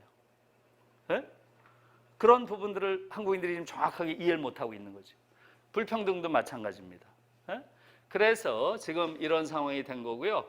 이것은 다시 말하면 극단적으로 지금 우경화되어 있는 그런 정치 지형 안에서 그것이 생긴 거예요. 이제 소셜, 자, 사회적 자아에 대한 이야기를 조금 할게요. 지금 우리에게 가장 부족한 것, 우리에게 한국인에게 가장 부족한 것이 뭐예요? 지금 이야기한 식으로 이런 사회적 정의가 구현되지 못한 사회, 너무나 불평등하고 또 실업자들이라든가 사회적 보호를 받지 못한 사람에게는 그야말로 지옥 같은 이런 사회일 뿐만 아니라 한국인들은 대단히 약한 자, 또 대단히 취약한 사회적 자아를 가지고 있어요. 제 개인적으로는 독일에서 한 8년 정도 생활을 하면서 가장 부러웠던 게 뭔지 아세요? 바로 독일에서 그동안에 그 오랜 동안 살면서 정말로 단 한 명도 열등감을 가진 사람을 본 적이 없어요. 열등감을 가진 사람. 여러분 생각해 보세요. 네? 열등감을 가진 사람을 볼 수 없다는 게 이해가 가요? 그래서 제가 요즘에 강연을 하면서 제가 한국에서 살았던 지난 생을 한번 돌아봤어요. 한국 사람과 열등감에 대해서 한번 돌아봤어요. 돌아보니까 지금까지 제 결론은 그거예요. 한국에서 내가 거의 이제 60년을 살았는데 열등감이 없는 인간을 본 적이 없어요. 다 이런저런 형태로 열등감을 가지고 있어요. 어떻게 이렇게 열등감이 계열화된 사회가 있을까? 열등감이 완전히 계열화된 사회예요. 한국 사회 전체가. 사실은 저는 소위 잘 나간다고 하는 친구들이 있죠. 뭐 판검사를 한다거나 의사를 한다거나 그런 친구들 보세요. 더 심해. 오히려. 판검사들 보세요. 아, 내가 무슨 실력이 없어서 지금 이 강원도 총구석에 와 있는 거 아니야? 서울지검 못 간 게 열등감인 거예요. 그런 말을 할 때는 벌써 뻔하죠. 거의 모든 사람들이 다 무언가 자기 위에 뭔가가 있는 거예요. 항상 이 사회는 수직적으로 위계가 있는 그런 사회라고 생각을 해요. 그래서 내가 저 자리에 못 간 것에 대한 열등감들을 거의 모든 사람이 가지고 있어요. 왜 그렇겠어요? 왜? 그래서 이런 제가 이제 생각을, 한국 사회는 왜 이렇게 됐을까? 이런 생각을 할 때 고려대학교에 김우창 교수라는 분이 있는데, 이분이 책을 읽으면서 제가 깜짝 놀랐어요. 역시 우리 사회에 아주 큰 인문학계의 어른이라고 하는 분이 다르구나. 그런 걸 느꼈어요. 이분이 한 말이 뭐냐 하면, 한국 사회는 오만과 모멸의 체계라는 거예요. 근데 그 말을 보고 너무 놀랐어요. 오만과 모멸의 체계. 오만과 모멸의 체계. 그러니까 한국 사회는 이 경쟁 사회 속에서 승자는 턱없이 오만하고 패자들은 평생을 모멸감 속에서 살아간다는 거예요. 그게 하나의 사회적 질서를 이루고 있는 병든 사회라는 거예요. 맞는 말이죠. 이런 부분들을 우리가 어떻게 바꿔갈까 하는 게 중요한 일이에요. 그래서 가장 큰 문제는, 제가 이제 요즘에 교육 강연을 많이 한다 그랬죠. 가장 큰 문제는 한국 교육이에요. 한국 교육부터가 바로 잘못되어 있고, 이것이 한 인간의 인성을 다 망가뜨린 거예요. 한국인들은 너무나 약한 자아를 가지고 있고, 사회적 자아라는 건 존재하지 않아요. 사실상 지금 사회적 자아를 말할 수도 없어요. 남과 함께 살고 남과 연대하고 남과 공감하는 이런 능력이 거의 제로에 가까워요. 왜? 한국에서 제일 많이 쓰는 말이 뭐예요? 혼자 살아남는 걸 뭐라 그래요? 혼자 살아남는 거. 그런 말 많이 쓰잖아요. 뭐죠? 혼자만 살아남는 말을 네 자로 쓰는 말이 있잖아요. 각자도생. 각자도생. 그게 한국 사회를 딱 보여주는 말이죠. 그러니까 이렇게 연대가 없고 다른 사람과 공감하지 않고 스스로 자기만 살아남는 것을 유일한 사회적 원리로 내세우는 이런 나라가 어디 있어요? 이것도 지표로 다 나와요. 지표로. 불행히도. 요새는 다 OECD에서 이걸 지표로 만들잖아요. 이것을 잰 것은 사회관계지수라 그래요. 사회관계지수. 한 사람이 다른 사회적 구성원과 어떤 정도의 신뢰와 의존관계 또는 공감관계를 가지고 있는가, 이걸 계속 한국이, 이것도 몇십 년째 꼴찌예요. 타인에 대한 신뢰도 계속 꼴찌입니다. 또 내가 어려운 상황에 처했을 때 내가 누구에게 의존할 수 있는 가능성이 있나? 내가 믿고 도움을 청할 사람이 있는가? 이런 물음 계속 꼴찌입니다. 없다는 거예요. 굉장히 낮아요. 20, 30%밖에 안 돼요. 다른 나라는 8, 90%입니다. 60% 정도 차이가 나요. 한국. 완전히 불신이 지배하는 사회고, 타인을 믿지 못하는 사회고, 사회적 자아가 발전하지 못한 사회라는 거죠. 이런 것들이 지금 한국 사회의 지옥도예요. 지옥도. 이것을 만든 가장 핵심적인 이유는 뭐예요? 바로 경쟁입니다. 경쟁. 그래서 궁극적으로 이제 다시 이게 교육의 문제로 돌아가는데요. 결국 학교 다닐 때부터 계속 아이들을 끝없는 경쟁에 밀어넣고, 그 속에서 아이들이 12년 동안 학교를 다니면서 완전히 망가져 버리는 거예요. 조금 그 안에서 잘 적응했다고 하는 아이들은 오만방자하기 그지없는 그런 아이들이 되고, 대다수의 경쟁의 패자들은 깊은 모멸감을 내면화하면서 열등감, 좌절감, 패배감, 불행의식, 이것을 완전히 내면화하고 평생 그걸 가지고 사는 거예요. 그런 사회에 어떤 행복이 있겠어요? 이 질서를 깨야 되는 거예요. 이 질서를. 더 끔찍한 건 뭐예요? 소위 승자라고 하는 아이들이 있죠? 소위 스카이 들어간 아이들. 그 아이들이 더 불행하다는 거예요. 어떤 의미에서는. 재작년에 서울대 심리연구소에서 서울대 아이들 심리검사한 결과가 나왔어요. 충격적이죠. 서울대 아이들의 절반 이상이 우울증 상태라는 거예요. 우울증 상태. 왜 그렇겠어요? 평생을 1등을 해야 된다는 불안보다 더 큰 불안이 있겠어요? 여러분 생각해 보세요. 에? 평생 1등을 해야 된다는 그 불안. 걔들은 그 불안을 깊이 내면하고 있는 애들이에요. 그 어디 가서나 경쟁이 가열한데 그 안에서도 1등을 해야 된다는 강박. 이것이 이 아이들을 거의 늘 상시적인 우울 상태로 성격을 왜곡시켜 놨다는 거예요. 그러니까 그런 아이들이 지배자가 되는, 그런 아이들이 한 사회의 지도자가 되는 그런 사회, 그건 병든 사회일 수밖에 없죠. 네? 그러니까 우리 사회의 말하자면 심리적 지형도는 완전히 병든 사회입니다. 그래서 좀 세게 말하면 에릭 프롬 같은 사람은 패솔로지 오브 노말리티라는 말을 하는데요. 패솔로지라는 건 이게 병들었다는 병리학이고요. 노말리티는 여러분 알다시피 노말, 그죠? 정상성. 정상성의 병리성이란 말이에요. 이 말이 뜻하는 게 뭐겠어요? 우리가 정상이라고 느끼는 그것이 만약에 정상이라고 느끼는 그 자체가 병들어 있다면 그럼 어떻게 할 것인가 하는 거예요. 이 물음은 굉장히 중요한 물음이에요. 사회 전체가 병들어 있는데 거기서 너무나 정상적으로 살아. 그럼 그 인간은 정상에 병든 놈이에요. 이 물음이에요. 에? 그러니까 이 완전 병든 상태에서 너무나 잘 살아. 이 판에서 너무나 행복하고 공부도 잘하고 1등만 하고. 그러면 걔는 어떤 인간이에요? 네, 이런 물음이에요. 그러니까 한 사회 자체가 정말로 성숙한 사회가 되지 못하는 한, 그 안에서 정상적으로 산다는 것은 사실은 더 깊은 사회적 병리를 내면화한 인간이라는 뜻이죠. 지금 한국 사회가 다 그런 거예요. 그래서 이런 데 대한 성찰이 필요합니다. 이 그림을 한번 보세요. 지금 한국은 이 경쟁이라는 게 어느 나라에 있는 경쟁, 어느 나라나 경쟁이 있다 우리 생각하잖아요. 그 말 자체가 틀렸어요.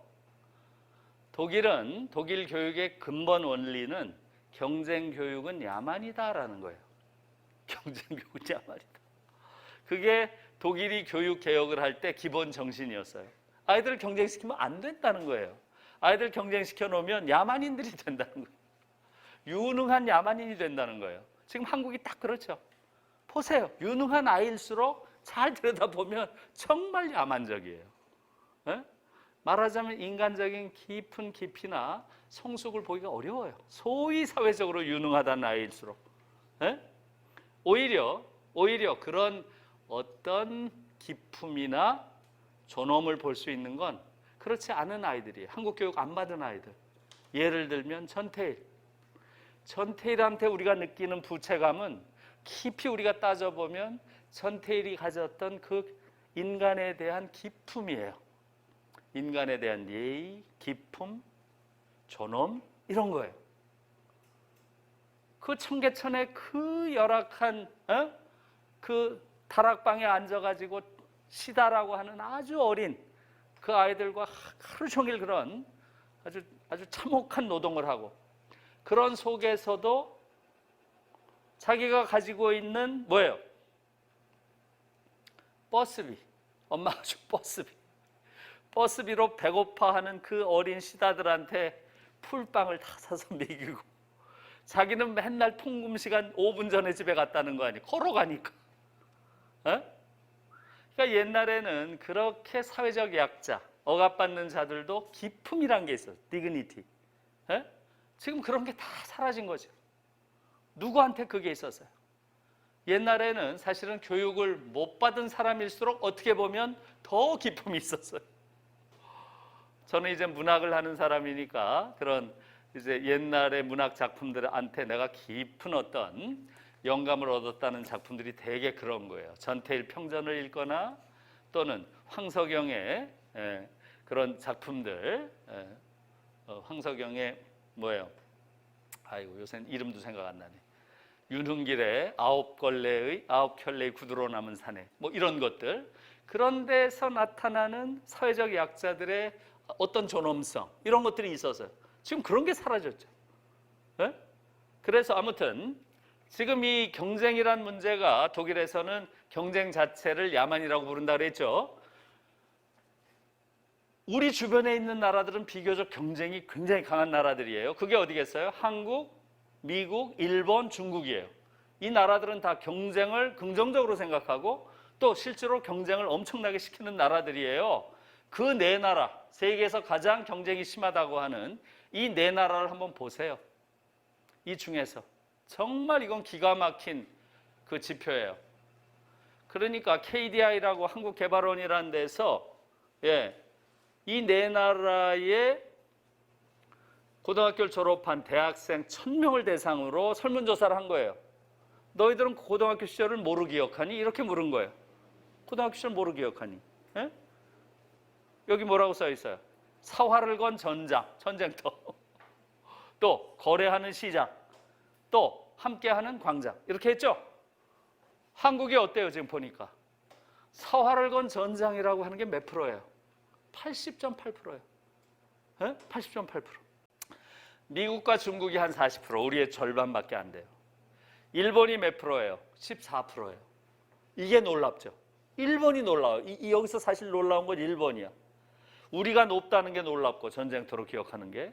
일본이 14%밖에 안 돼서 제가 교육운동을 하는, 그리고 일본에서 중고등학교를 다녔다는 사람을 만나가지고 이걸 보여줬어요. 이런 결과가 나왔는데 당신이 보기에는 어떠냐? 당신 체험했으니까 일본 사회를. 나는 좀 이상하게 보인다. 그랬더니 100% 맞대요. 일본에서 자기가 학교 다닐 때도 고등학교 시절을 전쟁터라고 느껴본 적이 없대요. 다 함께하는 그런 광장이라고 느꼈지 전쟁터라고 느끼지 않았다는 거예요. 일본도 우리랑 다르더라고요. 그렇게. 그러면서 이 친구가 하는 말이 좀 인상적인데요. 뭐라고 하냐면 한국 사람들은 경쟁을 하는데 일본 사람들은 추구를 한대요. 추구. pursuit. 우리는 말하자면 콘쿠렌스를 하는 거죠. 우리는 추구. 일본 아이들은 1등 하려고 공부하는 게 아니래요. 나름대로 다 자기가 추구하는 게 있대요. 훌륭한 학자가 되겠다거나 운동선수가 되겠다거나 뭐가 되겠다거나 나름의 다 추구하는 바가 있고 그것을 한 줄로 세우질 않는다는 거예요. 근데 우리는 1등을 하는 게 목표잖아요. 네? 그런 부분이 근본적으로 다르다 이렇게 얘기를 하더라고요. 그래서 실제로 여기서 보는 것처럼 지금 한국 사회라고 하는 것은 아주 심각한 경쟁 사회. 그것도 경쟁하면 세다고 하는 다른 나라와 비교해서도 끔찍한 경쟁을 시키는 나라인 거예요. 그래서 이걸 보면 사실은 너무 끔찍한 이야기죠. 고등학교 시절을 전쟁터로 기억하는 그런 인간들이 모여 있는 사회인 거예요. 고등학교 시절을 전쟁터로 경험했다. 그게 무슨 뜻이겠어요? 모든 인간을 적 내지는 경쟁자로 보는 것이지 모든 인간을 함께 해야 될 어떤 동지라거나 함께 살아가야 할 이웃이라고 보지 않는다는 거죠. 지금 한국 사회가 그러죠. 네? 이 자체가 너무나 끔찍한 이야기예요. 근데 여기서 이제 그 다니엘 린데만이라고 독일 아이가 있어요. 아마 여러분들이 차이나 클래스 봤으면은 제가 할 때 나온 거 보셨을 거예요.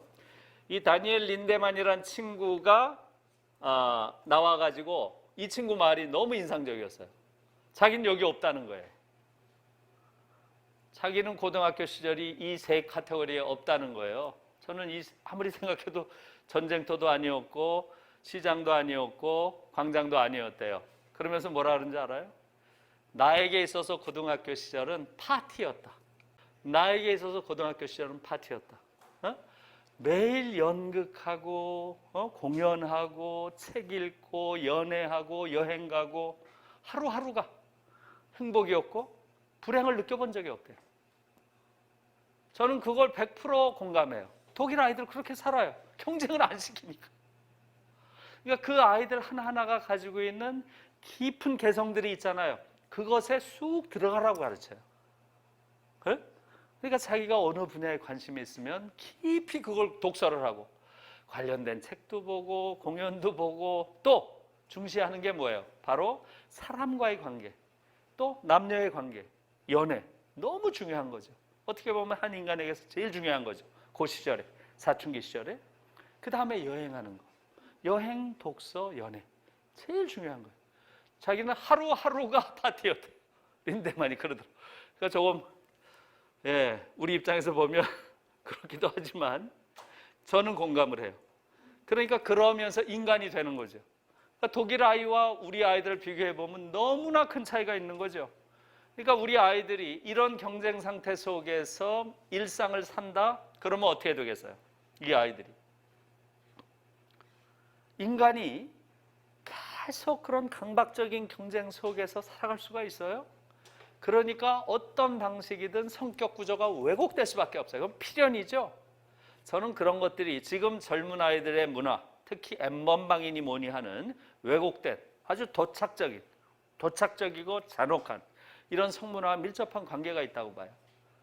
그게 N번방에 제가 법무부에서 지지난주에 그 추미애 장관이 무슨 인권 관련된 강연을 해달라 해서 제가 그 얘기를 한 거예요.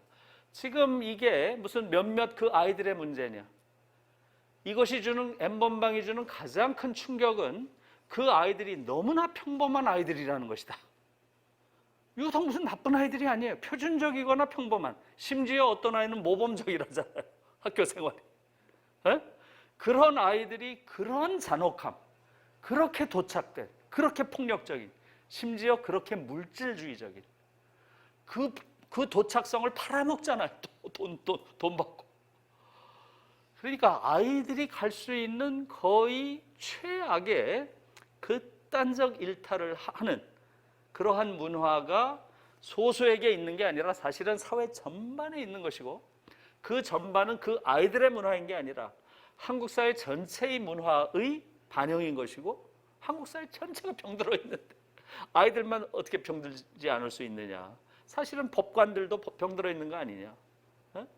사실은 법관들도 성숙한 인간이 되지 못한 대표적인 그룹이다. 제가 그 얘기를 했어요. 왜 그렇게 했어요? 법관을 양성하는 과정이 성숙한 인간을 기르는 과정이 아니야. 왜? 한국 교육에서 가장 잘 적응한 자들이 법관 되잖아요. 그래요, 안 그래요? 근데 한국 교육이 뭐예요? 지식을 외우는 교육이잖아요. 지식을 외우는 교육은 절대 해서는 안 되는 교육이에요. 독일에서는. 아까 말한 대로 야만이에요, 야만. 그것을 한나 아렌트 같은 그런 유명한 철학자는 그렇게 얘기를 한 거예요. 무지는 용서할 수 있다. 무지는. 에? 왜? 지식의 부정이니까. 지식을 부정해도 돼요. 그건 용서가 돼. 그러나 무사유는 용서할 수 없다. 그것은 범죄다. 무사유는 범죄다. 유명한 말이에요. 무사유는 범죄다. 왜? 의미의 부정이니까. 의미를 부정하는 것. 그건 범죄예요. 의미를 부정했기 때문에 아우슈비츠가 가능했던 거예요. 의미를 성찰하지 않으니까 그런 아우슈비츠 같은 참혹한 범죄가 가능한 거예요. 지금 한국 아이들이 보이는 이 N번방이랑 아우슈비츠랑 다른 얘기예요. 똑같은 이야기죠.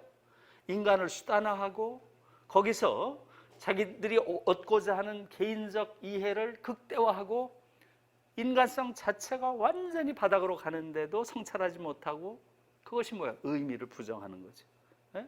똑같은 거예요. 그걸 우리 교육이 만들어내고 있는 거죠. 예? 그래서 제가 아무튼 지금 특히 법관계 하는 분들이 가지고 있는 그런 우월감이라고 하는 것은 대체로 지식, 예? 단순한 지식을 많이 암기하는 그 능력에 기초하고 있는 것인데 그것은 대단히 위험한 것이다. 왜? 무사유에 기초하기 때문에 그런 이야기를 했고 그게 실제로 한국 사회의 문제인 거고요. 그래서 아무튼 지금 한국 사회는 아까 말씀드린 대로 저는 이제 한국 교육의 4가지 큰 문제를 그렇게 봤어요. 첫 번째는 한국 교육은 이건 교육이 아니다. 반교육이다. 그 이유는 바로 교육이라고 하는 것은 educate라는 말 자체가 밖으로 끌어낸다는 뜻이에요. 에라는 게 밖이라는 뜻이고요. 뉴스라는 게 끈다는 뜻이에요. 그래서 educate라는 말 자체가 pull out의 뜻이에요. 안에 있는 걸 끌어낸다는 뜻이에요. 다시 말하면 밖에 있는 걸 집어넣는 게 아니에요. 우린 지금 집어넣는 걸 자꾸 교육이라고 하거든요. 그래서 이건 반교육이라는 거예요. 지금 한국에서 하는 건. 그 다음에 교육은 강한 자아를 기르는 게 교육이에요. 교육의 목표는 아이 하나하나가 강한 자아를 가진 아이들로 키워주는 게 교육이에요. 근데 한국 교육은 완전히 반교육이죠. 그냥 멀쩡한 자아를 가지고 있던 아이도 한국 학교에 딱 집어넣으면 1년만 지나면 그 자아가 다 뭉개져서 요만한 자아가 돼서 돌아와요. 에? 오히려 학교 안 보내는 게 낫죠. 또 세 번째로 교육의 가장 중요한 목표는 바로 사회적 자아를 기르는 거예요. 남과 함께 살아가는 법. 갈등이 생겼을 때 갈등을 조화롭게 해결하는 법. 그리고 남이 어려울 때 남을 도와주는 법. 또 잘못된 어떤 관행에 분노하는 법. 이런 것들이 사회적 자아예요. 그래서 독일에서는 아이들에게 반드시 갖춰야 될 3대 능력이라는 게 있어요. 3가지 능력을 반드시 갖춰야 된다. 그게 뭐겠어요? 첫 번째가 바로 억압에 저항하는 능력이에요. 억압에 저항하는 능력, 저항 능력. 이걸 굉장히 중요한 능력이라고 봐요. 두 번째는 바로 불의에 분노하는 능력이에요. 불의를 보고 분노하지 않으면 안 된다는 거예요. 불의를 보고 외면해서는 안 된다는 거예요. 불의가 있을 때는 반드시 거기에 분노할 수 있는 그러한 능력을 가르쳐야 된다는 거예요, 학교에서. 세 번째는 바로 약자들의 고통에 공감하는 능력이에요. 고통에 공감하는 능력. 이것을 3대 능력이라 그래요. 한국에서 여러분 이런 거 배워본 적 있어요? 저항은 절대 하면 안 되죠. 순응해야 되죠. 그래요, 안 그래요? 권력이 짓누르면 순응해야죠. 불의가 보이면 슬쩍 옆으로 가야죠, 그냥. 불의 앞에서 맞서요? 분노해요? 그러면 손해죠. 가성비가 안 나와요, 그건 계산이. 외면하고 가는 게 올바른 거죠. 그 다음에 약자의 고통이나 억압에 대해서 공감하는 능력? 그 시간에 영어 단어 외워야죠. 그래요, 안 그래요? 한국은 완전히 반교육이에요. 그저 영어 단어, 그 지식 쪼가리 아는 걸 유일한 교육이라고 가르치는, 그게 어떻게 교육이에요? 그게 바로 사회적 자아예요. 남과 같이 가는 것. 그걸 우리는 배워본 적도 없고 그것을 오히려 어리석은 행동이라고 배웠어요. 그러니까 한국인들이 이렇게 이기적이고 각자도생밖에 모르는, 오늘 아침 신문도 그거죠. 인천공항에서 정규직으로 전환한다 그러니까 난리가 났잖아요. 이것에 대해서도 정말로 사회적인 논의가 있어야 돼요. 공정이라는 게 뭘 뜻하는 건지, 공정이라는 게 뭘 뜻하는 건지 여러분 잘 생각해 보세요. 문재인 정부가 안 쓰는 말이 사회적 정의라는 말을 안 써요. 제일 중요한 건 사회적 정의를 이루는 것이에요.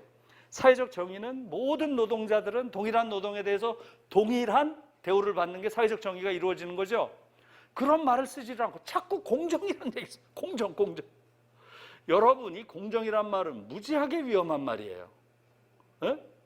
생각해 보세요. 이 공정이란 말은 불공정 혹은 특권을 비판할 땐 아주 유용한 무기죠. 그래요, 안 그래요? 그러나 또 다른 측면에서 보면 차별을 정당화하고 공정이라는 이름으로 또 불평등을 정당화하는 그런 이데올로기로 지금 한국에서 쓰이고 있는 거예요.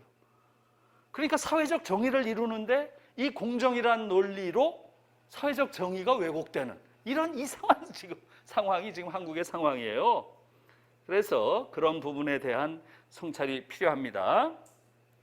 그래서 지금 말씀대로 좀 전에 3가지를 이야기했죠. 진짜 교육은 한 인간이 가지고 있는 내적인 잠재력을 끌어내는 것인데 그렇지 못하다. 또 교육은 강한 자아를 길러줘야 되는데 한국 교육은 자아를 죽인다. 그 다음에 교육이라는 것은 사회적 자아, 타인과 함께 살아가는 방법을 배우는 것인데 우리는 그러지 못하다. 이렇게 얘기했죠. 그 다음에 4번째는 교육이라는 것은 사실은 행복감을 길러주는 게 교육이에요. 행복감. 가장 중요한 교육이에요. 어떻게 보면. 아, 내가 이 지구에서 태어난 게 너무 행복한 일이구나. 이런 느낌을 갖도록 가르쳐주는 것. 이게 가장 중요한 교육인데 우리는 학교에 갔다 이제 아이들이 사회화되기 시작하면 깊은 우울감과 불행감, 좌절감, 열등감 이걸 내면합니다. 아주 우울한 인간이 돼버려요. 판교육이에요. 이것이 한국 교육이고요. 그래서 제가 이제 좀 전에 말씀드린 대로 국무총리랑 교육부 장관이 있는 자리에서 제가 언제 또 발표를 해보겠어요. 그죠? 아이고 잘 됐다 해서 이번 기회에 근본적으로 한국 교육을 바꿔야 된다는 내가 강연을 해야 되겠다 해서 갔어요. 그것도 여러분들이 볼 수 있어요. 그때 생중계를 했는데 국정TV라는 데서 KTV 그것을 올려놨어요, 유튜브에. 그러니까 여러분들이 제 이름 김누리 치고 모교대화 이렇게 치면 거기에 나와요. 한 30분 정도 한 게 나오는 전체가 나와요. 제가 이야기한 게 한번 보세요. 아무튼 제가 이제 핵심적으로 이야기한 건 그거예요. 좀 전에 얘기대로 한국은 지난 100년 동안, 지난 100년, 왜 지난 100년이겠어요? 작년이 뭐예요? 문재인 정부가 끊임없이 강조한 게 대한민국 임시정부를 이제 대한민국의 출발로 보고 작년이 대한민국 100년, 그죠? 그럼 올해는 뭐예요? 새로운 대한민국 100년 아니에요? 그래서 저는 사실은 올해 새로운 대한민국 100년이니까 교육개혁에 큰 플랜이 나올 줄 알았어요. 그렇잖아. 자꾸 100년 얘기를 해서 새 100년의 시작이니까 올해 무언가 큰 게 하나 나오는구나 이렇게 기대를 했어요. 나온다면 교육개혁이겠지 이렇게 기대했어요. 왜? 교육은 100년지 대계니까. 우리가 100년 살았으니까 앞으로는 이런 교육을 하겠다라고 탁 나왔으면 얼마나 좋아요. 에? 근데 보니까 아무것도 없어. 아무것도. 그래서 제가 그날도 그 얘기를 했어요. 지금이라도 교육에 대해서 새로운 방향의 교육개혁을 하겠다는 청사진이라도 내놓아야 된다. 내 제안을 한번 잘 검토를 해라. 그렇게 얘기를 한 거예요. 그러면서 제가 이야기하는 것은 지난 100년 동안의 한국의 교육은 교육이 아니다. 이것은 비교육 정도가 아니라 좀 전에 말한 대로 반교육, 안티 에듀케이션이다. 왜 그러냐? 여러분 생각해 보세요. 지난 100년 동안에 과연 존엄한 인간, 성숙한 민주주의자를 기르는 교육을 해본 적이 있어요? 여러분들 그런 교육 받아본 적 있어요? 학교 다니면서? 생각해 보세요. 일제 때 30년 동안의 교육은 뭘 한 거예요? 황국 신민을 기르는 거예요. 식민지 노예를 기르는 걸 교육의 목표로 삼았어요. 자, 그 후에 40년, 우리 해방됐죠? 해방되고 나서 우리가 40년 동안을 독재 치하에 있었어요. 민간 독재 10년, 군사 독재 30년이에요. 40년 독재 치하. 이 독재 치하에서 뭘 했어요? 교육의 목표가 뭐예요? 산업 전사, 방공투사 이걸 기르는 게 교육의 목표였어요. 그래서 제가 이제 거기에 해당되는 세대죠. 저는 이제 이렇게 씩씩한 파시스트로 큰 거예요. 씩씩한 파시스트가 된 거죠. 완전히 방공투사, 산업전사 이걸 키우는 게 교육의 목표였어요. 저를 성숙한 인간으로 키워본 적이 없어요. 그런 교육을 받아본 적이 없어요. 심지어 우리 때는 우열반까지 있어가지고 너는 우반, 너는 열반.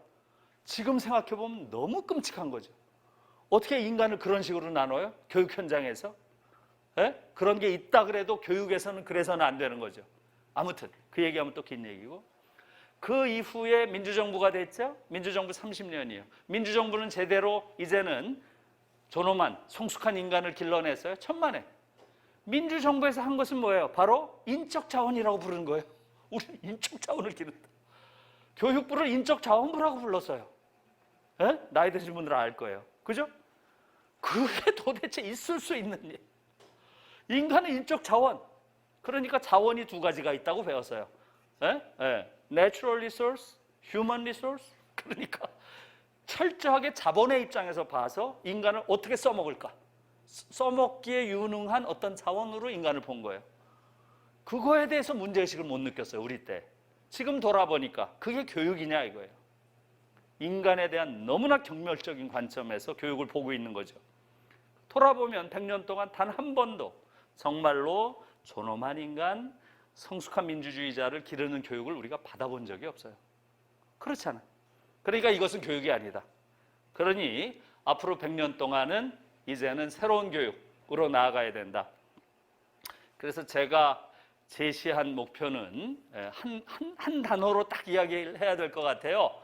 그래서 그것을 지난 100년 동안의 교육은 메리토크라시의 교육이었고, 메리토크라시, 소위 능력주의 혹은 수월성을 강조하는 그런 교육이에요. 수월성, 메리토크라시. 앞으로 향후 100년의 교육은 디그노크라시의 교육이어야 된다. 존엄성, 인간의 존엄을 가장 중시하는, 한 인간 한 인간이 가지고 있는 존엄성을 어떻게 살릴 것인가, 이게 교육의 중심이 돼야 되는 거지. 아이들의 유능성, 수월성 이것을 강조하는 교육은 이게 그만해야 된다. 그게 이제 제가 지난번에 강조를 한 것이고요. 교육개혁이 그렇게 이루어져야 된다. 자, 그러면 구체적으로는 어떻게 해야 돼요? 구체적으로 어떻게 해야 되느냐? 간단하다 그랬어요. 제가 간단하다. 4가지만 하면 된다. 4가지. 그건 의지만 있으면 할 수 있다. 뭐겠어요? 첫 번째, 대학 입시를 철폐해라. 대학 입시가 존재하는 한 교육개혁은 절대 안 된다. 에? 전부 점수 따는 걸로 다시 다 환원이 되는 거예요. 그러니까 점수 따기 경쟁이 있는 한 교육은 안 돼요. 아무리 해도 100% 실패해요. 그건 우리가 배웠어요. 100년 동안. 대학 입시를 철폐해라. 첫 번째. 두 번째는 대학 서열 체제를 철폐해라. 스카이 쫙 내려오는 게 있죠? 이걸 철폐해라. 이게 지금 한국 사회의 근원적인 악이에요. 모든 사람들을 패배자로 만드는, 또 승자도 우울한 인간으로 만드는 경쟁 구조의 핵심은 바로 엘리트 대학 시스템이에요. 즉 대학 서열 구조를 철폐해라. 두 번째. 세 번째는 대학 등록금 철폐해라. 한국은 지금 전 세계에서 대학 등록금이 가장 비싼 나라예요. 그걸 국민들이 몰라요. 에? 제가 방송에서 많이 강조를 했어요. 대학 등록금, 지금 대학생들이 뭐 하고 있어요? 등록금을 반환해 달래잖아요. 조금. 정말 있을 수 없는 얘기예요. 뭘 반환을 해요? 없애야죠. 요번 기회에 없애야 되는 거예요. 요번 기회에. 우리 정도로 잘 사는 나라에서 국가가 고등교육을 책임 안 지는 나라는 없어요. 그것은 영미라고 하는 완전히 시장자유주의가 절대시된 나라 빼고는 어느 나라에서 이렇게 비싼 등록금을 내는 나라가 있어요? 이건 국민들이 몰라서 그래요. 없애야 돼요. 그리고 이것이야말로 가장 쉬운 일이에요. 문재인 대통령이 여기에 대한 인식만 있으면 내일이라도 없앨 수 있어요. 10조밖에 안 들어요. 10조밖에. 10조가 돈이에요? 국가 예산 10조가 돈이에요? 지금 각 재벌 기업에서 세금으로 내지 않고 사내 뭐라 그래요? 유보금이란 이름으로 가지고 있는, 유보금이란 이름으로 가지고 있는 돈이 얼마라는 거예요? 850조에서 900조라는 거 아니에요? 이것은 국가가 조세 정의를 실현하지 못했기 때문에 이런 일이 벌어진 거예요. 국가가 제대로 된 국가라면 당연히 그런 조세 정의를 구현해서 이러한 것들을 사회적으로 실현해야죠. 아무튼 그건 이제 그런 이야기고요. 마지막 4번째는 뭐겠어요? 마지막 4번째는 특권 고등학교를 철폐하라는 거예요. 귀족 학교들. 완전히 이것도 미국, 영국의 귀족 학교들 흉내낸 거예요. 지금 한국에서 자유로운 사립고라고 하는 거. 이 4가지를 없애야 된다는 거예요. 어렵지도 않아요, 사실은. 어려워요? 어렵지 않죠. 간단한 거예요. 사실 제가 이렇게 말하면 사람들이 저자는 지금까지 얘기를 내가 잘못 들은 것 같아. 저렇게 몽상가였어? 그렇죠? 사람들이 그렇게 생각하기 쉬워요. 너무 이상을 꿈꾸는 사람 아니야? 아니에요. 저는 제가 지금 말씀드린 이 4가지는 유럽에선 다 없어요.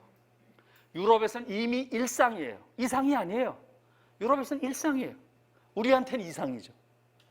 그 정도로 한국 사회가 비정상적인 사회인 거예요.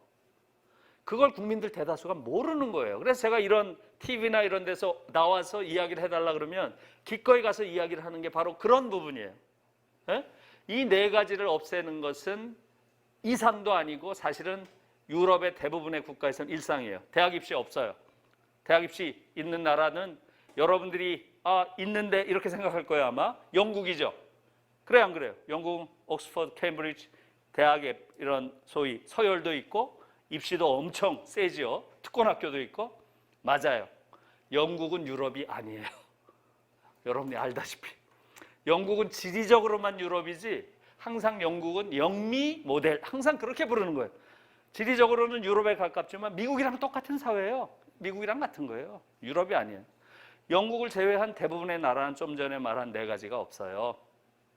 대학 입시도 없고 엘리트 대학 체제도 없고 학비도 없고 독일 같은 경우는 심지어 어때요? 생활비도 나라에서 주잖아요. 한 100만 원씩 매달 100만 원씩 줘요. 그 얘기까지는 안 했지만 그 다음에 특권학교 이것은 반사회적이라고 용납하지 않습니다. 특권고등학교.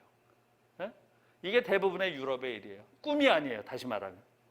그런데 지금 한국은 너무나 미국화되어 있기 때문에 미국식 체제가 마치 세계의 표준이라고 착각하고 있어요. 표준이 아닙니다. 그래서 이런 것들이 이제 바꿔가면 한국인들도 아주 어려서부터 경쟁교육을 야만이다라는 원리에 의해서 경쟁을 없애고 학교에서도 석차라는 게 존재하지 않아요. 지금 우리도 초등학교가 서서히 그렇게 하고 있죠? 너무나 잘하는 거예요.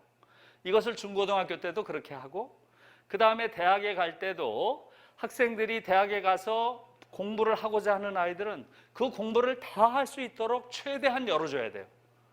이제 곧 대학에 입학하는 학생 수보다 대학에서 입학 정원이 더 많아집니다. 곧 그렇게 돼요. 몇 년 안 남았어요. 네? 그러니까 아이들이 공부할 수 있는 걸 다 공부할 수 있도록 모든 기회를 다 열어주는 거예요. 그리고 아까 말씀드린 대로 뭐예요? 대학의 서열 체제를 와해시키면 되죠? 그것도 쉬워요. 전혀 어려운 게 아니에요. 어떻게 하면 돼요? 대학 등록금 10조 내지 맥시멈 15조예요. 큰 돈이 아니에요. 정부가 의지만 있으면 할 수 있습니다. 그걸 하면 어떻게 되겠어요? 더 이상. 사립대학이 한국은 87%예요. 사립대학의 존재 이유가 없죠? 국가에서 다 대주는데. 그러니까 어떻게 돼요? 당연히 사립대학들을 공용화시키는 거죠. 공용화. 이제 학비를 다 국가에서 대주니까 일종의 사실은 이미 국립대학 형태가 되는 거죠. 그렇게 공용화시키고 그 다음에 13%밖에 안 돼요. 국립대학. 13% 되는 이 국립대학은 어떻게 하면 돼요? 네트워킹을 하면 돼요. 유럽의 대부분의 나라처럼 국립대학 안에서는 자유롭게 어느 대학이든 옮겨 다닐 수도 있고 졸업할 때 그냥 국립대학 졸업장을 딱 찍어주는 거죠. 서울대 국립5대학, 제주대 국립1대학, 뭐 충남대 국립7대학 이런 식으로 넘버링을 주고 자유롭게 내가 제주도 살면 국립1대학, 제주대학 다니다가 다음 학기는 국립5대학 서울대 가서 이런 수업 들어볼까 이렇게 할 수 있게. 그걸 한 학기 거기서 듣고 그 다음에 내가 국립7대학 충남대 가서 다음 학기 어느 교수 수업을 들어야지 이런 식으로 들으면 되는 거예요. 그리고 졸업할 땐 국립대학 졸업장 주면 되죠. 그렇게 하면 어렵지 않게 서열 구조를 깰 수 있습니다. 그러면 비로소 초등학교 때부터 좋은 교육이 시작되는 거예요. 교사들은 더 이상 아이들에게 그 죽은 지식을 머릿속에 쳐넣는 이런 강박이 없이 이 아이가 어떤 생각을 가지고 있는지 어떤 천재성이 있는지 뭘 좋아하는지 아이들 하나하나를 귀하게 여기는 그런 교육이 비로소 시작되는 거죠. 그렇지 않고는 안 되는 거예요. 이것이 정상적인 교육인 거예요. 그렇게 바뀌어야 된다. 올해가 새로운 100년의 첫 해다. 그러니 이제는 메리토크라시에서 디그노크라시로 다시 말하면 인간을 수월성으로 줄 세우는 100년 동안의 교육 끝. 이제는 인간 하나하나의 존엄성을 중시하는 진짜 교육 올해부터 시작. 이렇게 해야 된다. 이렇게 가서 제가 강연을 했고요. 그래서 궁극적으로 그런 방향으로 옮겨가야 된다고 생각하고요. 그래서 제가 최근에 많은 지금 사실은 거의 매일 이런 강연을 하고 다니는데 주로 교사, 선생님들 상대로 많이 하고요. 그래서 선생님들한테 제가 말씀을 드리고 있어요. 이제 선생님들이 거대한 무력감을 떨치고 이제 사회적 공론장에 나오셔야 된다. 선생님들이 발언하셔야 된다. 선생님들이 지금까지 우리는 교육을 해본 적이 없다. 고백하셔야 된다. 에? 입시 제도가 있는 한 진짜 교육을 할 수가 없다고 선생님들이 고백하셔야 된다. 그래야 한국 사회가 변한다. 제가 계속 호소를 드리고 있어요. 그리고 선생님들이 조금씩 움직이고 조직화되고 있어요. 저는 이것이 단순한 꿈이 아니고 빠르면 다음 대선 때 사회적 쟁점으로 올라올 가능성이 있다고 봐요. 그래서 여러분들도 교육개혁에 공감한다면 같이 이런 일에 공감해 주시고 또 모르겠어요. 지금 또 학부모 단체랑 또 혹은 어디에요? 교사들이랑 이제 우리가 교육개혁에 촛불을 들 때가 되지 않았냐. 그게 광화문이 됐든 청와대 앞이 됐든 이제 우리가 좀 행동해야 될 때가 되지 않았냐. 이런 이야기들이 많이 나오고 있어요. 그런 일이 벌어지면 여러분들도 적극적으로 교육개혁에 동의하신다면 참여를 해서 우리가 새로운 나라를 만드는, 새로운 교육을 만드는 그 속에서 정말로 새로운 아이들이 자라는, 고통받지 않고 열등감 없고 아주 존엄한 그런 아이들이 자랄 수 있는 그런 나라가 되도록 함께 그렇게 노력할 수 있으면 좋겠습니다. 네, 여기까지 할게요. 고맙습니다.